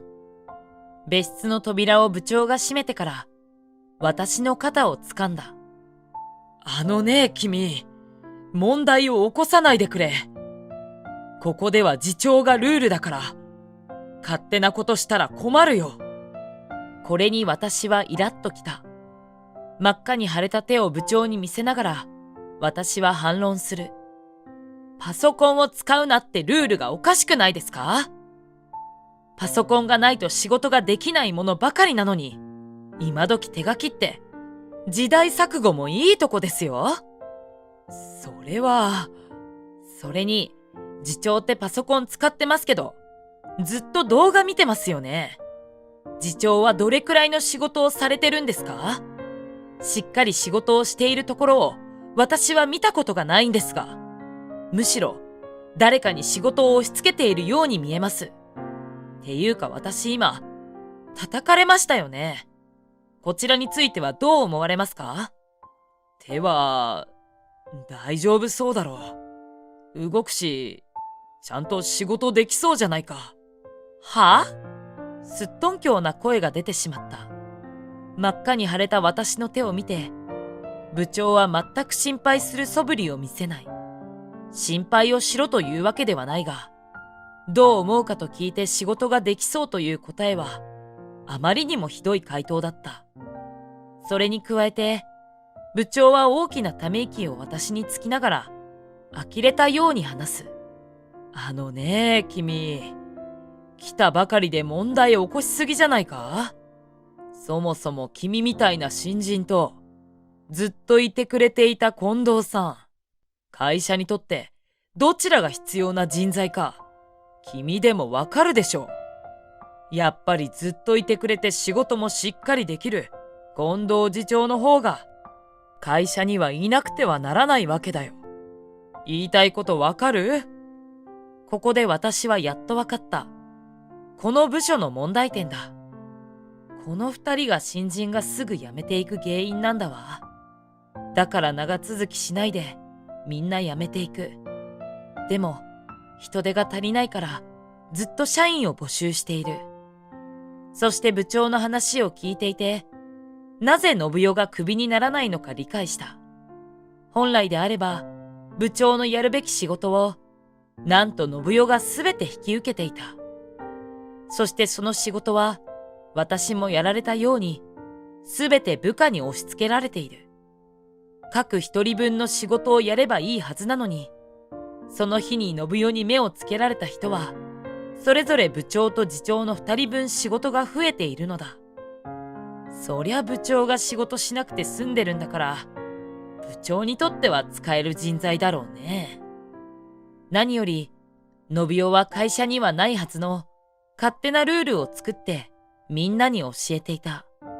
パソコンを使ってはいけないだけではなく、お茶組みのルール、書類の作り方、席の順番など、自分に有利になるようなルールばかり作って、まるでそれが会社のルールだというように振る舞う。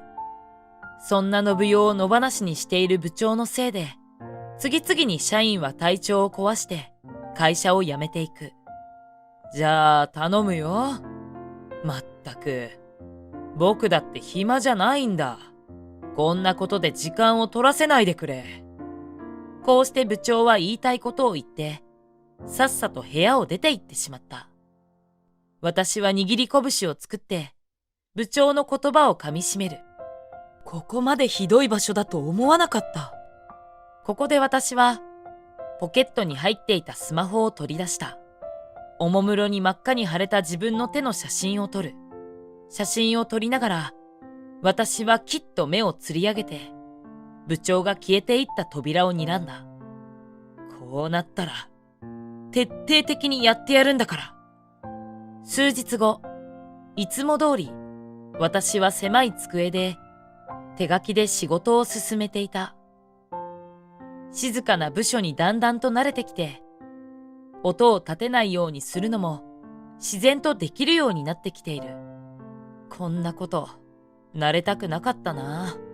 そう思いながら、パチパチと書いた資料をホッチキスで留めていた。そんな静かな部署に扉の音が響く。珍しく部長も信代もいる時だった。部長が扉で呼ばれて、相手と何か話をしていた。誰だろう。よく目を凝らすと、何回か見たことのある人物。どうやら取引先の人らしい。困るんだよ。それで、はい、申し訳ございません。私から遠い位置に部長はいたが、声が少し大きかったのと、へこへこと謝る部長を見て、何かミスをしたらしいことが分かった。そして耳にはっきりと聞こえる驚きの言葉。こんな状態じゃあね。悪いけど、取引は今後考えることにするよ。そんな。今後は決してこのようなことは。どうやらミスが大きくて、取り返しがつかなくなる一歩手前だったらしい。冷や汗が止まらない部長は、取引先にずっと頭が下がりっぱなしだった。取引先の人が帰ると、部長は信代を呼んで何か話をしていた。そして少し経つと、私の名前が呼ばれる。おい、川口来い。怒り心頭の声は、もう私の名前を呼び捨てにして呼んでいた。私は急いで部長と信代のもとに向かう。すると、周りにみんながいるのにもかかわらず、二人が大きな声で私を怒鳴ってきた。おい、お前ミスが多すぎるぞ。ちょっとどうしてくれるの？契約打ち切りになったら、お前のせいだよ。何のことでしょうか？どのミスのことか教えていただけないと、頭ごなしに怒鳴られても私にはわかりません。この、感動会社との資料だ。数が違くて、危うく損失が出るところだったんだぞ。私はあんたにこれやりなさいって仕事を渡してあげたわよね。せっかく渡してあげた仕事でミスするなんて。私はその話を聞いて、自分の机に一度戻った。信代に押し付けられた仕事の書類を確認する。そして、その書類とミスをしたという書類を再確認して、部長と信代に見せる。こちら、私は次長に言われた通りにやりました。そもそもいただいた資料がまず間違っています。私が指をさして間違えている場所を伝える。だが、そんなこと知らないというかのように、信代は私が見せる紙を叩き落とした。べし。手が叩かれる音がする。あんたがしっかりやらないからでしょ。資料が間違ってることに気づけないの？信代の怒鳴り声がどんどん大きくなって、ヒステリックになっていく。私は手をさすりながら、落ちてしまった書類を拾い上げた。そもそも私だけの間違いではありません。手書きによって文字が潰れてしまったり、連日での勤務で疲れていて間違えてしまったり、行の位置を間違えてしまったり、私以外の方も手書きだとどうしても間違いが起こりやすいんです。うるさい！無能が喋ってるんじゃないよ。さっさと修正してどうにかしろ。そうだそうだ。元はといえば、お前がしっかり仕事しないからだ。部長が信代の言葉に便乗する。まったく。その年でろくに仕事もできないなんて、お前は本当に大丈夫か？今日は残業してでもやってもらうからな。残業ですか。部長の言葉に私はこめかみが震えた。残業？毎日やってるよ。毎日終電まで残業を。あんたに言われなくても毎日やってるよ。もう私は止まらなかった。怒りが爆発して私まで大声になる。残業なんて毎日やってるでしょうが。あんたたちが仕事しないから。はぁ？そもそもパソコンが使えないなんてルールのせいで仕事の効率が悪すぎるんです。仕事のミスを増やしてるのはあなたたちでしょ？そんなにミスしてほしいんですか？私は今までにないほど強い目で信代を睨みつけた。次長、仕事を普段からしてないからこんな大きなミスに気づかないんですよ。確認作業すらしてないんですか？仕事を渡したのなら確認作業くらいしてください。あと、パソコンで動画見るくらいなら仕事に使うのでみんなに貸してください。そして、今度は部長を睨む。部長、外に出て取引先と会ってるって本当ですか？部長が出かけてる間に、部長が会ってくるって言ってた取引先の人が、いつの日だったかここに来ましたけど？部長が見なきゃいけない資料が、メモと一緒に机の上にあるのも気づいているんですか？いつも誰かが声かけしてから部長は見てますけど、本当に仕事してますか？私は肩で息をしながら二人を睨んだ。責任を押し付けるのではなくて、まずはどうするかを話すことが先なんじゃないですか？こんなに大きなミスであれば、まずはさらに上に報告しなきゃいけないでしょう。取引先の人にだって、まずは会社へと出向いて、謝らなければいけないんじゃないですか？どうしてそういうことが出てこないんですか？部下を突然呼んで解決しろだなんて、無責任にも程があります。頭にきた私は、勢いに乗せて、今まで思っていたことを口にする。だがその時、次長がふと誰かの机から湯飲みを取った。中には熱々のお茶が。うっさいわね。バシャ。悲鳴が聞こえる。それは私ではなく、部署にいた人の声だった。私の腕から湯気が出る。湯飲みに入っていた熱々のお茶は、とっさに出した私の腕に思い切り降りかかった。私、初めて知ったんだけど、熱い液体をふっかけられても、怒りが収まらないと痛みってわからないもんなんだね。湯気が出てる自分の腕が、自分の腕じゃないみたいだった。私は冷静にポケットからスマホを取り出して、おもむろに腕の写真を撮る。そして、ハンカチを取り出して腕を拭いた。拭きながら、鼻息荒く、ふー、ふーっと取り乱す信代を見つめる。もういいだろう。十分見れた。もう少し証拠を取ろうと思ってもいたが、私はもう我慢ならなかった。本社に報告できるだけの証拠は揃っているし、あとは調査でどうにかなるだろう。私はそう思いながら、今度は胸ポケットから一つの名刺を取り出す。それを先に部長に渡した。こちらに来てから、あなたたち二人は見過ごせないことばかりです。すべて本社に報告させていただきますから。はあ？あんたが本社にって、バカじゃないの？たかが派遣でしょ？おーい。部長が私が手渡した名刺を慌てて信代に見せる。信代が何よと言いながら名刺をガン見した。改めまして、本社から来た川口恵美と申します。本部のコンプライアンス部に所属しており、こちらの子会社の内部調査をしに来ておりました。派遣じゃないの？勝手に派遣だと勘違いされていたようですが、部長にはしっかりと連絡させていただいておりました。私がこちらに来る際の連絡を書類としてお渡ししているはずですが、しかも郵送と本部で手渡しの両方で、紙は全部次長に。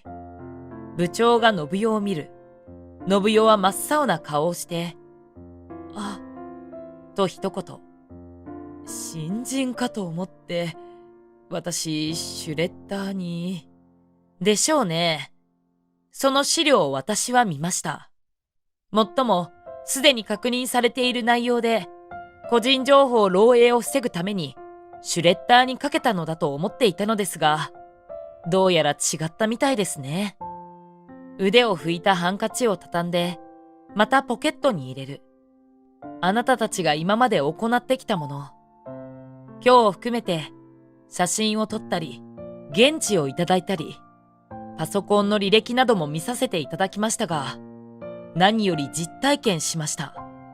本社にすぐ社員が辞めてしまうという話が上がっていたのですが、どうやら原因があったようですので、しっかりと報告させていただきます。あなたたちは本社からの連絡を待っていてください。私はそれだけ言うと、静かに給湯室に向かう。給湯室に向かっている最中、だんだんと腕が痛み始めた。じわじわと痛む腕を押さえて、早足で水道の元に行く。じゃあ、冷たい水を腕に当てながら、自身の頭も少しずつ冷やしていった。パタパタ、後ろから誰かが走ってくる音がする。川口さん。熱いお茶が置いてあった机にいた社員だった。急いで冷たいタオルを用意して、包帯を持ってきてくれた。ごめんなさい。私の机にお茶なんかあったから。どうやら私がお茶をかけられた時に聞こえた悲鳴の社員のようだった。驚いて固まっていたが、私がその場を去ったことで、ハッとして、急いで応急手当てをしに来てくれたという。ありがとうございます。すみません。お茶を台無しにしてしまって。何言ってるんですか？お茶を人様に向かって投げる方がおかしいんです。優しい手つきで腕に包帯を巻いてくれる。幸い、大したことはなかった。応急処置をしてもらって部署に帰ると、部長と信代が言い合いをしている最中だった。廊下まで聞こえてくる声。そもそも部長が仕事しないからでしょ？君がやると言ってたんじゃないか。部長が仕事できないから仕方なくやってたんじゃない。でもどうせ、その仕事も他の人に任せきりだっただろう。部長も信代も、保身に走ってばかりで、お互いに罪をなすりつけ合う。私が帰ってきたのを見つけると、一番最初に部長が私へと土下座をした。申し訳ありませんでした。今回の件についてしっかりと次長と話し合って、今後一切、このようなことはないようにいたしますので。信代はふんと言いながら、土下座をする部長の頭をペチンと叩く。何を話し合うのよ。全部部長が悪いんじゃない。私は何も悪くないでしょ。部長の監督責任よ。ここまで来ても、信代は頭の一つも下げなかった。自分は悪くないの一点張り。反省の色は全く見えなかった。大きなミスをするだけでなく、人として信じられないような行動までしても、自分の罪を他人になすりつけようとする信代に心底呆れてしまう。周りを見れば、あれだけ静かになっていた周囲は、白い目で部長と信代を見ながら、こそこそと話していた。何よ。なんか文句あるの？もう頭きた。こんな部署出てってやるわ。信代がこそこそと話すみんなを脅すように怒鳴る。犬の威嚇のように、ずっと周りに睨みを利かせながら、信代は乱暴な足音を立てながら出て行った。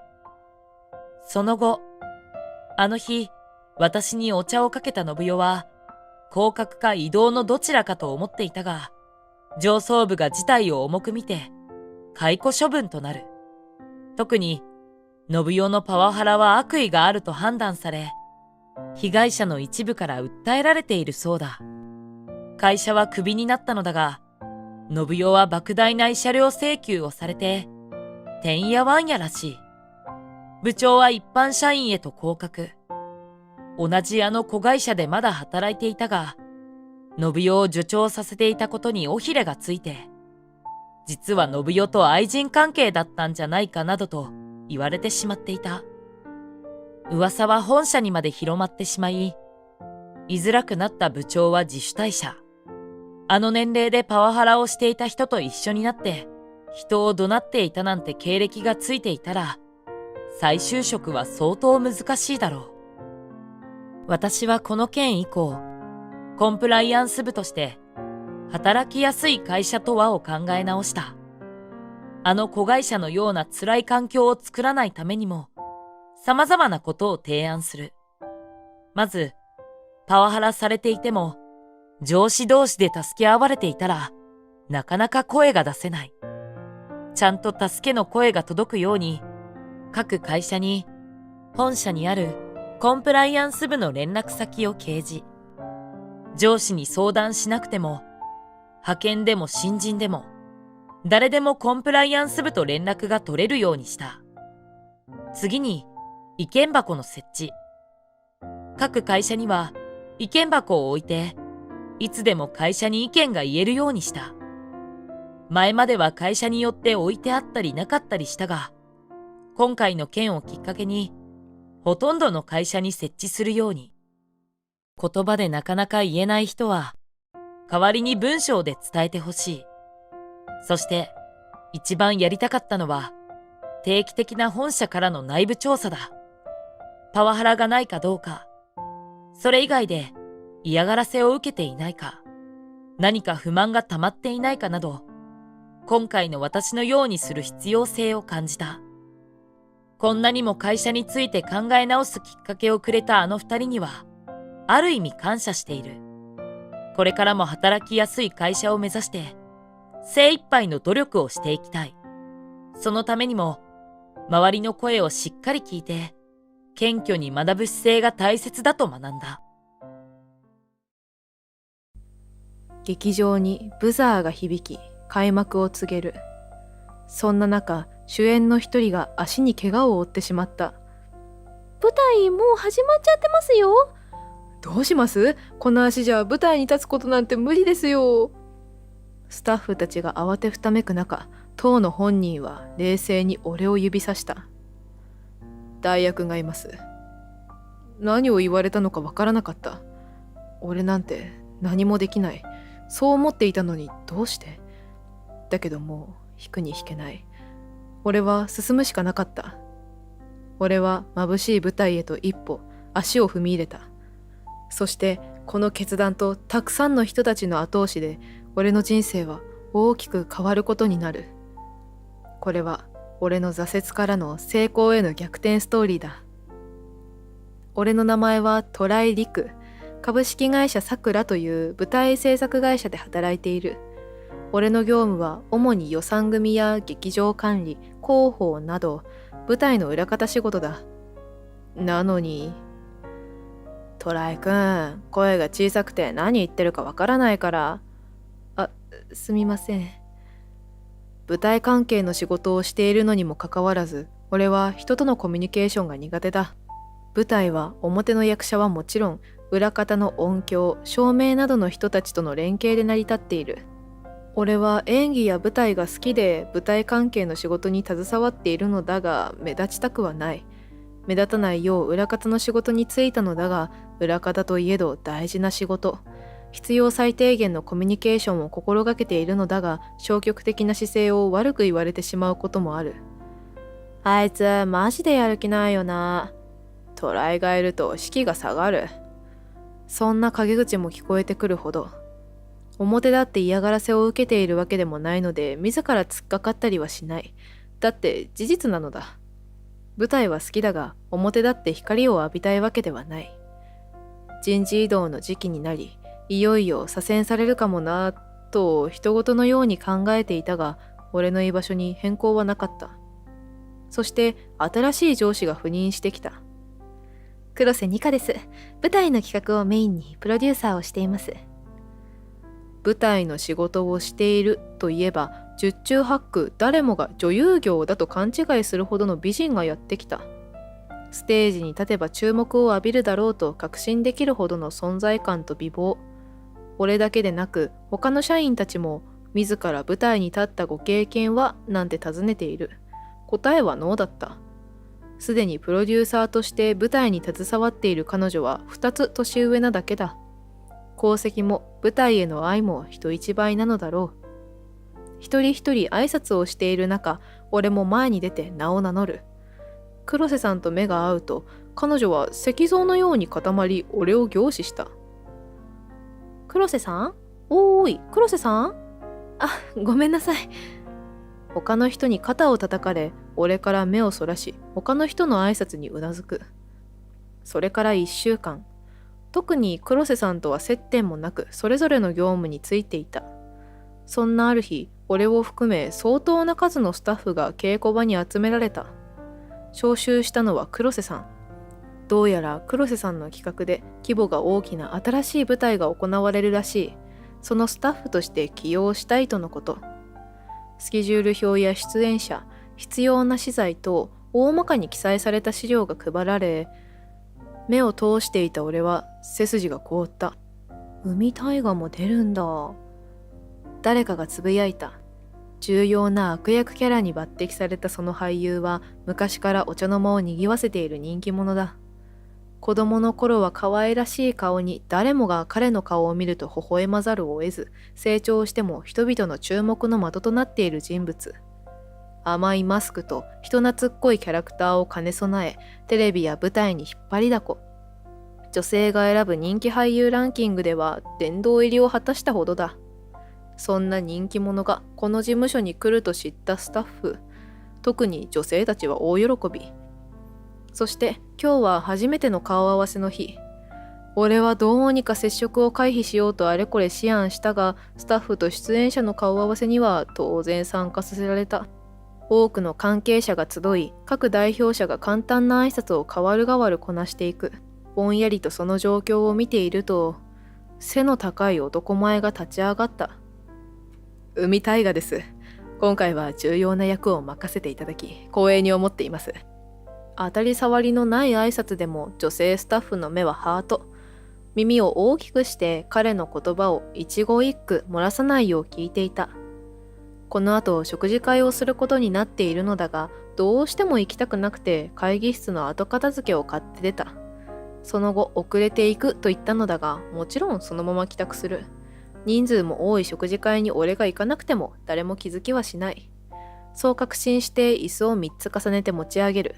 倉庫に持って行こうと会議室の入り口を向いたところで思わず椅子を落としそうになった。海大河が腕を組み、立ちふさがるようにして俺を見ていたのだ。久しぶりだな。ぶっきらぼうな挨拶をされ、俺は狼狽しながら返事をする。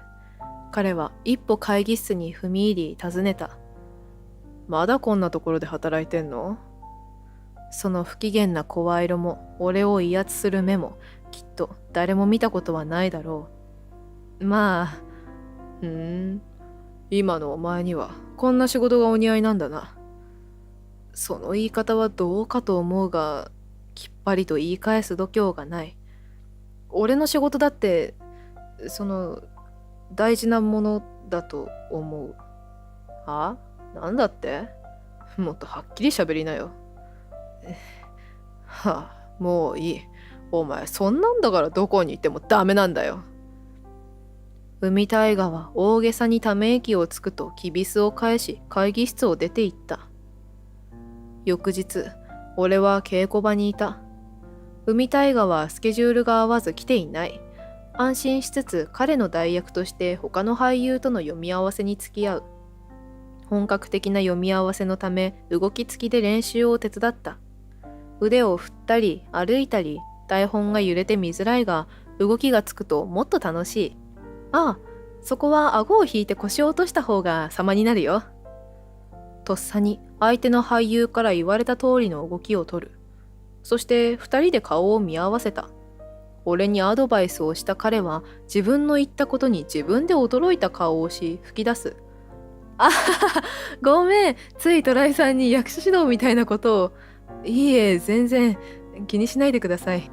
読み合わせ相手に動きの機微まで求めた彼はおかしそうに笑っている。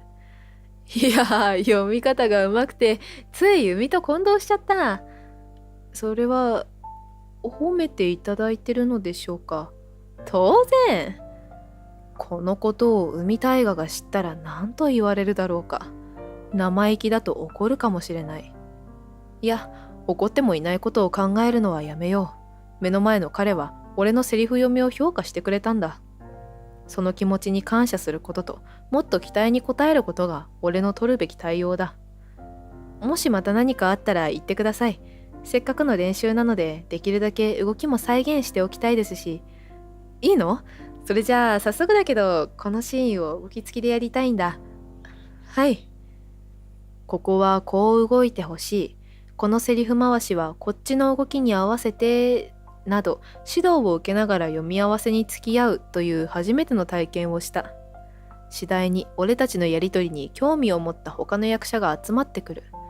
俺の読み合わせの方法を知って、明日は私と、その次は俺と、俺に予約が入ってしまった。その場のノリかもしれないし、目新しいことを楽しんでいるだけかもしれない。それでも最低限役に立てるからこうして付き合わせてもらえるんだ。俺はみんなの期待に応えるよう、家でも台本を持ってセリフ読みの練習をしたり、時間があるときは稽古の様子を観察して動きを頭に入れるように努めていた。その様子を黒瀬さんが稽古場の隅でじっと見ていた。翌日、黒瀬さんが突然俺を昼食に誘った。外食なんてどう？ちょっと2人だけで話したいことがあるの。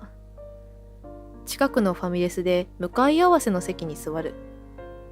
トライくんの読み合わせってまるで役が憑依したみたいよね。え？俺は驚いて黒瀬さんの方を見た。黒瀬さんは俺の何かを知っているような顔をして俺の顔を凝視している。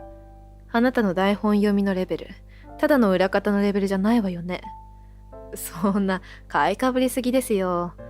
そうかしら。あなたの演技を見ていると私思い出すのよ。あなたに似た人を知ってて。黒瀬さんはそっとスマートフォンの画面を見せる。そこには少し画質の荒いドラマが映っていた。昔の映像なのだろう。その映像を見て心臓の鼓動が止まるほど驚いた。人違いじゃないですか？似たような顔はいますし。俺が語気を強めて言うと、黒瀬さんはそれ以上聞いてはいけないのだと理解してくれたのか話題を変える。そうね。変なこと聞いてごめんなさい。さっき言ってた似た人なんだけどね。私、彼のファンなの。え？私ね、この子が自分より年下で、そんな子がこんなに頑張って撮影していることがすごいなって思ったの。自分も彼みたいに一生懸命になりたいって。私は彼に元気をもらっていたの。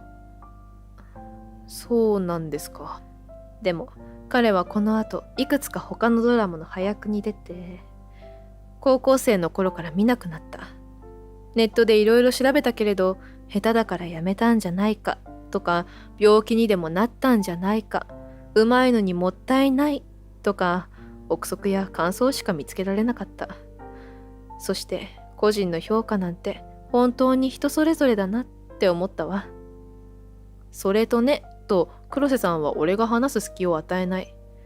実は私、彼に見せられて芸能界の仕事を志したのよ。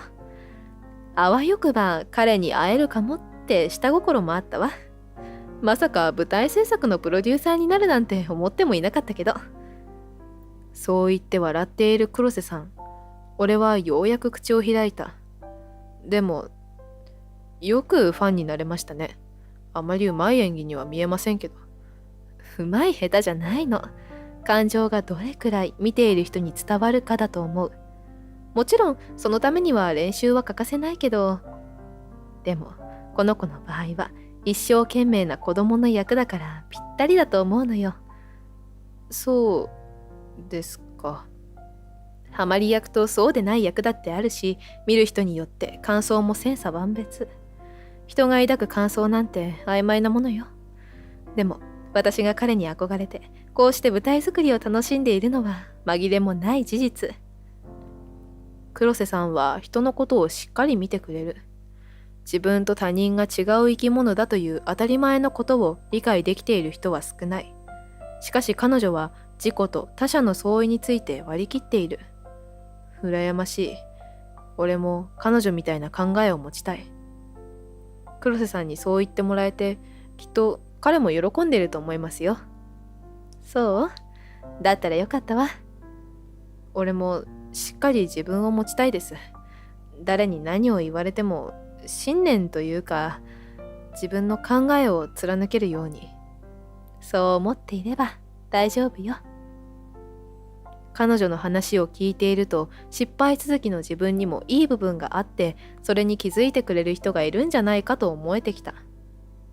それから数週間後、あっという間に公演が始まり、連日満席の大盛況。チケットの売れ行きを確認するたび顔がにやけてしまう。読み合わせとはいえ、俺も精一杯関わった舞台。最後までうまくいくといいな。公演開始から1週間後、俺は関係者として見に行くことにした。仕事の関係で少し遅れ、関係者用通路を通る。あちらこちらで顔見知りのスタッフや俳優が動き回っていた。見に来たのか。突然後ろから話しかけられ、驚いて振り向くと、海大河が仁王立ちしていた。メイクも衣装も準備万端で、いつでもステージに迎える状態だ。悪役なのでいつもより凄みがある。今なら甘い笑みも閻魔の高笑いに映って見えるだろう。彼は赤いコンタクトレンズが入った目を細めて俺を見る。最近練習してたんだってな。何のことか一瞬わからなかったが、読み合わせのことかとうなずく。お前かな。共演者のみんな喜んでたぞ。俺と演技が瓜二つで助かったってな。黒い唇が弧を描く。彼が海大河だと知らなかったら確実に子供が泣くだろう。ダメなのかよ。思わず言い返した自分に驚く。これまで反論することなどめったになかった。俺は自分が出来損ないだと自覚していたから。しかしあの稽古の時間と俺を練習に使ってくれたみんなの気持ちは本物だ。俺の反応に驚いたのか、海大河は目を丸くする。するとその時、背後から誰かの大声が聞こえた。危ない！突然彼に抱きかかえられたことは理解できた。しかしその後のことが一瞬で何が何だかわからない。気がつくと俺たちは床に転がっていたが痛みはない。視線を上げると海大河が顔を歪めている。海さん、大丈夫ですか？大勢の人間が俺たちを取り囲む。体を起こした時にようやく状況を理解した。通路にあった脚立と荷物がバランスを崩し、共に倒れた。その前に立っていた俺を彼がかばったのだ。彼の左足が脚立に挟まっているのを見て背筋が冷たくなる。足が。急いで他のスタッフと一緒に荷物や脚立を動かして救出する。左足首は脚立に挟まれたせいで赤黒く腫れ上がり、右足は転んだ拍子にひねったのか、こちらも赤くなっている。立てる？肩を貸そうとするが首を横に振られる。遠くから開幕のブザーが鳴った。みんな顔面蒼白になる。騒ぎを聞きつけたのか、黒瀬さんの姿も遠くに見えた。どうしてこんなことに。俺は目の前が真っ暗になった。俺のせいだ。俺がここを通ったから。俺が後ろに注意を向けていなかったから。なんで俺なんかを助けたの？これから本番なのに。俺が彼の出番を台無しに。なんでって決まってるだろう。海大河は相変わらず赤い目と黒い唇で恐ろしい笑みを浮かべた。兄貴が弟を守るのは当然のことだ。頭の上に置かれた彼の手は俺を落ち着かせようとしているかのように優しく撫でてくれる。そう、海大河は俺の実の兄だ。海大河は芸名で本名は虎井海という。え？兄さん、俺のこと嫌ってたんじゃ。俺の疑問をかき消すようにスタッフの誰かが叫ぶ。もう始まっちゃってますよ。黒瀬さん、さすがにこの足の海さんを舞台に上げるのは。そうね、難しいわね。兄さんは立てないまま、スタッフが用意した車椅子に乗せられ、冷やしたりテーピングしたりと処置を施されている。そんな兄さんの言葉にみんなは耳を疑う。大丈夫です。大丈夫じゃないですよ。これからも公演は続くんですから、今日は安静にした方が。医療スタッフの言葉に兄さんはそうじゃないと顔を上げる。そして俺を指さした。代役がいます。一斉にみんなが俺の方を見る。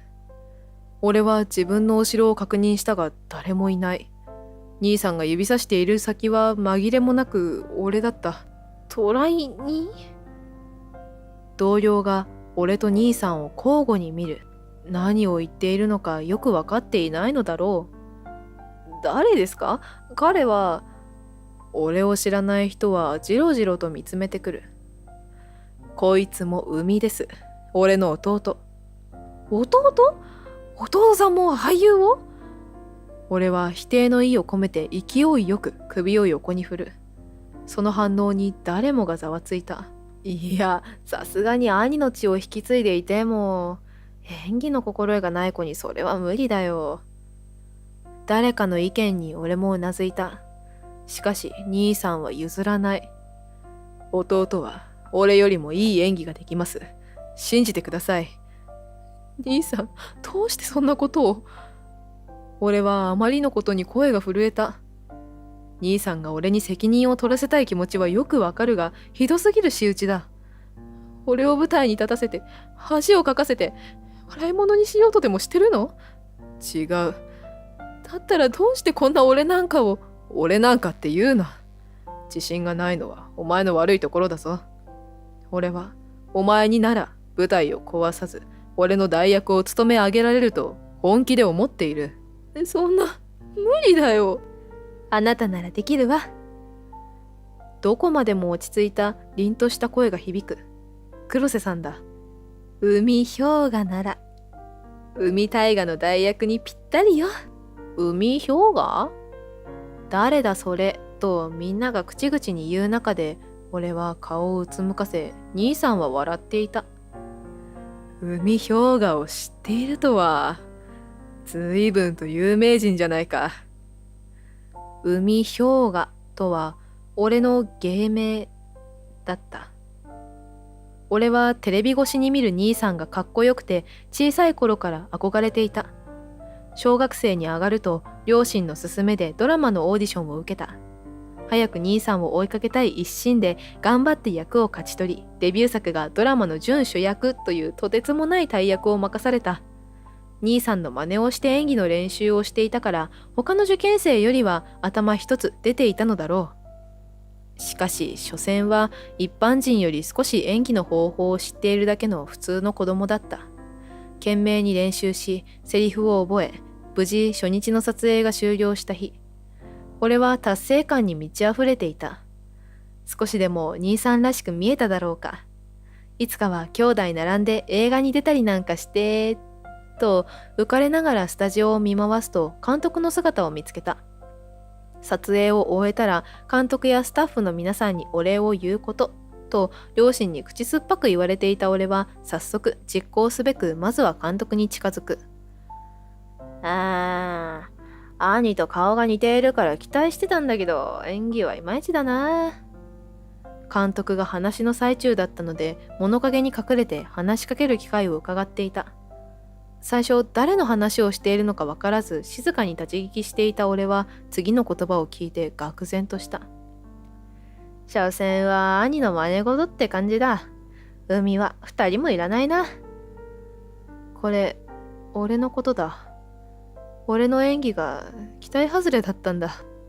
兄さんによって作り上げられたハードルを超えられなかった俺はいらないと言われたんだ。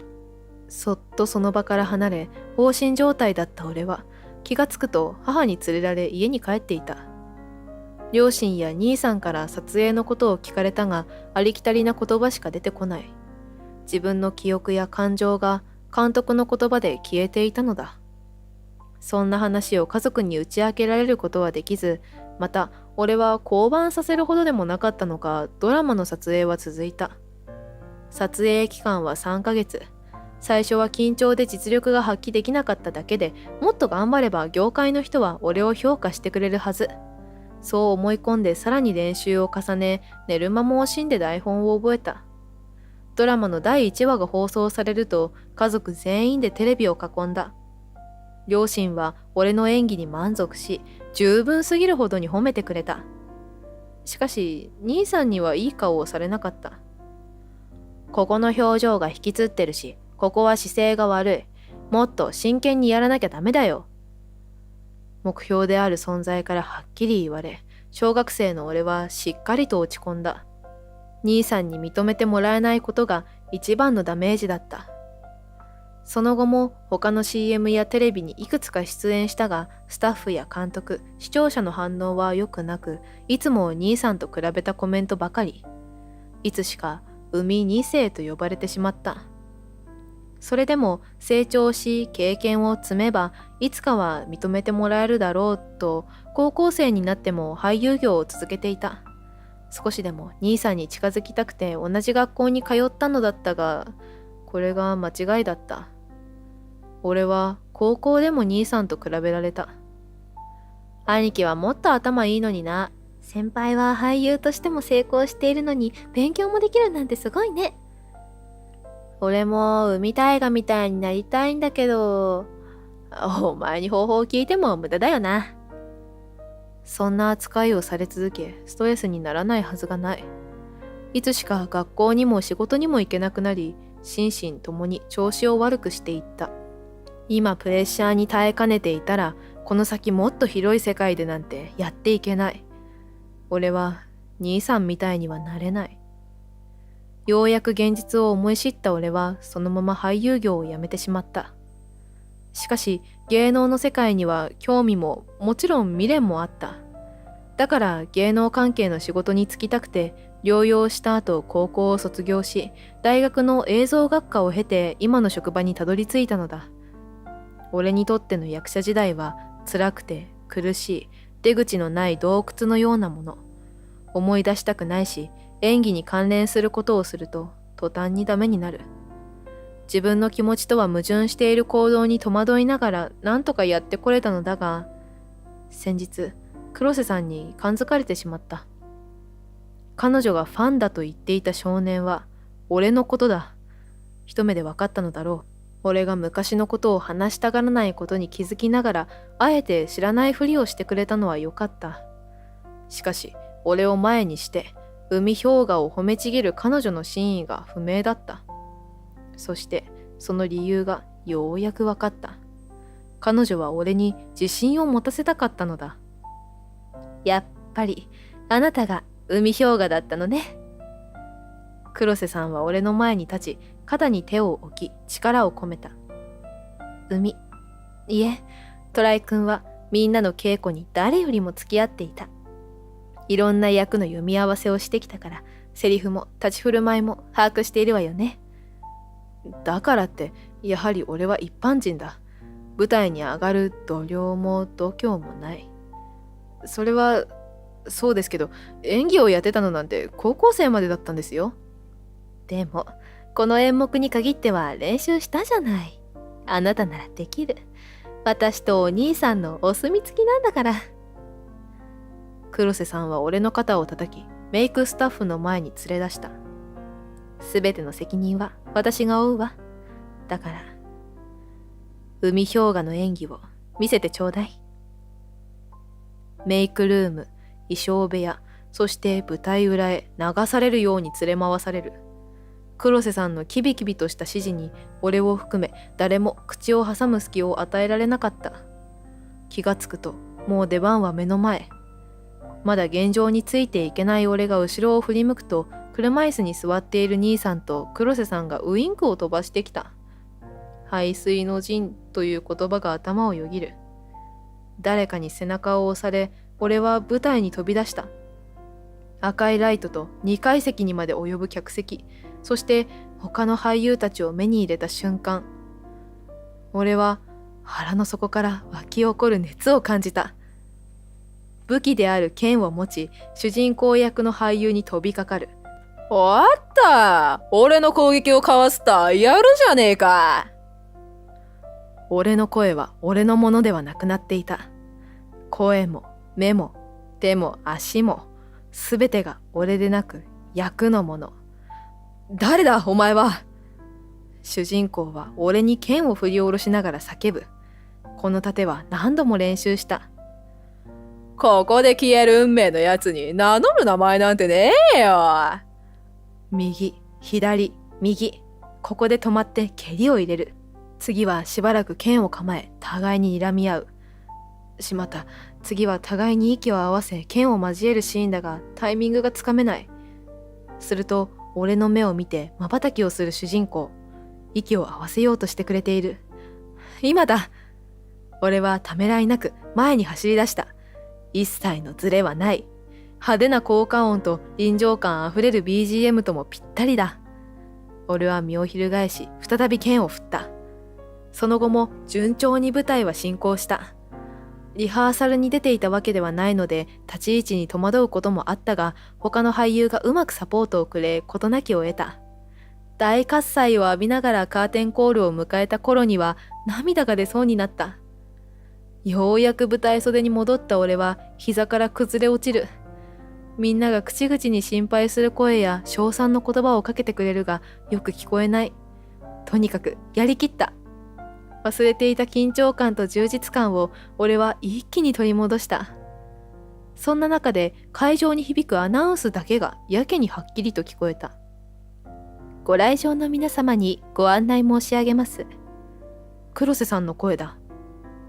本日演者の都合により急遽キャスティングを変更することとなりました。事前のご案内がなくこのような対応となったこと、深くお詫び申し上げます。本公演のチケットは全額返金のご対応とさせていただきます。詳しくは会場のスタッフまたはホームページにてご確認ください。さすがは黒瀬さん、責任を取るとはこういうことか。あの人のおかげで俺は大舞台に立つことができた。あの人が俺を応援し続けてくれていたから俺は演技の練習ができた。そしてもう一人、俺が今多幸感に浸れるのは、お疲れ。俺の息が整ったタイミングを見計らいペットボトルを手渡してくれたのは兄さんだった。さすがだよ。いつかはお前が脚光を浴びる日が来ると思っていたけど、こんな形になるなんてな。どういうこと？兄さんは俺の演技力に失望してたんじゃないの？そう思われても仕方ないよな。兄さんの控え室で二人きりになった俺たち。こうして腰を据えて話すなんていつぶりだろう。ありがとう。リクのおかげで舞台を中断させずに済んだ。それは兄さんが俺をかばったからで、あの場で呼び止めたのは俺だからな。どうして急に俺に優しくなったの？今まで優しくなかったつもりはないんだけど、これは受け取り手によるよな。苦笑いをする兄さんはごめんなと頭を下げた。確かに厳しいことを言った自覚はある。兄弟だからある程度の嫌味も慣れ合いの一環で済まされると思ってた。でもさっきの陸の反応を見て気づいたよ。お前は俺が本気で嫌っていると思っていたみたいだな。嫌いじゃなかったの？昔も今もお前は俺の可愛い弟だ。控え室の扉が激しくノックされる。廊下側から黒瀬さんの高い声が聞こえた。トライ兄弟いる？はい、どうしたんですか？立てない兄さんの代わりに扉を開けると満面の笑みでまくし立てるように黒瀬さんは言った。もうお客さんの反応がすごいの。ロビーや SNS で大絶賛。代役の演技めちゃくちゃ良かった。あれ誰？って問い合わせがたくさん。飛び跳ねんばかりの勢いの黒瀬さん。俺は兄さんと顔を見合わせた。こうなることはずっと前から分かってた。少し寂しそうに言う兄さんは初めて俺の演技を見た時と同じ顔をしていた。結局返金の申し出は一件もなかったそうだ。むしろ追加でお金を払わせてほしいなんてコメントを SNS で見つけ笑ってしまった。俺の存在は口コミやインターネットで広く知られることとなり、海氷河という役者が復帰したということになった。昔の俺を知っている人がちらほらと現れ、今回の登壇を喜んでくれる人もいたり、様々な反響がある中でテレビのオファーも来た。あの海大河の弟が兄の代役を務めたことについてインタビュー形式で出演してほしいとのことだ。それを聞いて、俺のことを見る気はないんだよなぁとつぶやいてしまった。あくまでメインは海大河。その弟だからこそ話題性があるのだ。これから俺のことが業界で広まったとして、また2世なんて言われるんだろうな。と出演を渋っていると、兄さんは大丈夫だと自信を持って告げた。誰も2世なんてもう言わない。いや、言えないよ。陸の演技は陸にしかできないんだから。俺の演技。ここは会社の応接室。無事全公演が終了したので、挨拶がてら兄さんが訪ねてきた。せっかくなので今の悩みを打ち明けていたのだ。お前、あの公演で自分が評価されたことで俺に申し訳ないとか思ってただろう。どうしてそれを？兄貴だからな。でもそれも心配いらない。どっちも同じ理由だ。俺の演技と陸の演技は違う。海大河と海氷河は違う人間なんだから。それは当然だよ。当然だって思ってたか？お前は昔俺の演技を真似ていただろう。俺はお前の演技が嫌いだった。自分にできる表現じゃなく俺の真似ばかりしようと努力して悔しかった。なんて才能の無駄遣いだ。いらないのなら俺にくれよってな。俺の才能？もしも陸が先にデビューしていたら、お前が俺の立場にいただろうってずっと思ってた。初めて陸の演技を見て驚いたさ。まさか俺の動きを完璧に真似ているとは思わなかったから。完璧にってそこまでのことじゃないよ。自覚はなかっただろうな。だからたちが悪い。お前は観察眼も適応力もずば抜けている。だから憧れていた俺の真似をすることが演技だと無意識に理解していたんだろうな。言われてみれば、いつも兄さんの演技なら、兄さんだったら、と兄さんを思い浮かべていた気がする。もしも俺が兄さんのトレースをしていたのなら、2世と呼ばれていた理由もおのずとわかる。初めてのドラマで、陸は俺の真似をした。いいところも悪いところも。自分の悪い癖が映し出されている気分になって、ダメ出しすることで嫉妬心と羞恥心をごまかしたんだろうな。あの時の俺は。そんな風に思ってたなんて。俺はずっとお前が怖かったよ。あれだけ俺の演技を完璧に再現できる陸がいつか自分だけの演技力を極めたら、俺なんてあっという間に追い越される。そしてすぐにお払い箱さ。そんなことあるんだよ。何人も見てきた。ここはそういう世界だ。だから俺は自分を守るためにお前の演技について助言しなかった。何か言わないといけないときは代わりに嫉妬の言葉を向けることでその場を乗り切った。嫉妬してたんだ。当然だよ。リクの演技力は天賦の才だ。今回の舞台で思い知ったろ。確かにあの時はこれまでの稽古を思い出していたので自分なりに考えて動いていたのだ。だから兄さんを思い描くことはなかった。でもな、リクがあの会社に勤めるって聞いた時は胸に穴が開いた気分だったよ。完全に俳優を諦めるなんて。え？でもさっき俺がいると困るって。そうだよ。でもいなかったらいなかったで心苦しいんだ。せっかくの才能を発揮しないなんてもったいない。お前が舞台に立てば何千何万の人を感動させられるのに。大げさだよ。まだそんなこと言ってるの？ノックの音とともに黒瀬さんが入ってくる。両手いっぱいに段ボールを抱えており、テーブルの上にどさりと置いた。何ですかこれ？ファンレターよ。海氷河宛てのね。私が書いたのも入れておいたわ、と自慢げに言う黒瀬さん。ファンレター。すごい数じゃないか。なあ、これを見てもまだ自分に才能がないなんて、みんなに失礼じゃないか。あの演技は俺の真似じゃなく、リクのものだったんだよ。送り主たちの気持ち、よくわかるわ。海氷河の復帰戦、本当に素晴らしかった。うっとりと視線を宙に漂わせている黒瀬さんはあの時のことを思い出しているのだろう。彼女の様子を見て兄さんは笑った。リクの上司すごいファンだな。当然よ、もう20年以上追いかけてるんだから。確かに黒瀬さんは俺の演技を好いてくれていた。兄さんを真似て一生懸命に演じていた俺を認めてくれていたんだ。黒瀬さん、本当にありがとうございました。俺のことをずっと応援してくれて、今回も勇気をくれて。ファンなんだから当然よ。だから、これからのあなたをぜひプロデュースさせてほしいの。絶対に後悔はさせない。力強い眼差しだ。きっと世界中のどこを探してもこんなに心強い味方はいないだろう。リク、俺目標が一つできたんだ。兄さんが応接室のメモ用紙に何やら書いている。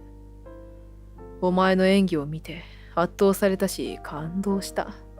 追い越される恐怖もあるけど、よし。メモ用紙を折りたたみ段ボールに投げ入れる。拾い上げて読んでみると、海氷河様へいつか同じ舞台で共演してください。海大河よりと書かれていた。もう二人にここまで言われたらやるしかないじゃん。やった、今日は記念日ね。祝いだ、肉食いに行こう。途端に子供のようにはしゃぎ出す二人。こんなに俺の復帰を喜んでくれる人が近くにいるのに、今まで全く見えていなかったなんて。きっと俺は視野が狭いんだ。見たものそのままに影響を受け、自分自身すらも見えていない。自分を見せずしてどうやって人の心を魅了しようとしていたのか。大切なことに気づかせてくれた二人や、公園でお世話になった人、そして海氷河の演技を見て喜んでくれた人。そんな彼らをもっと笑顔にさせたい。俺、頑張るから、どうかたくさん指導してください。俺が頭を下げると、美しい二人の顔が一層輝いた。こうして、俺自身の俳優人生が今、幕を上げたのだった。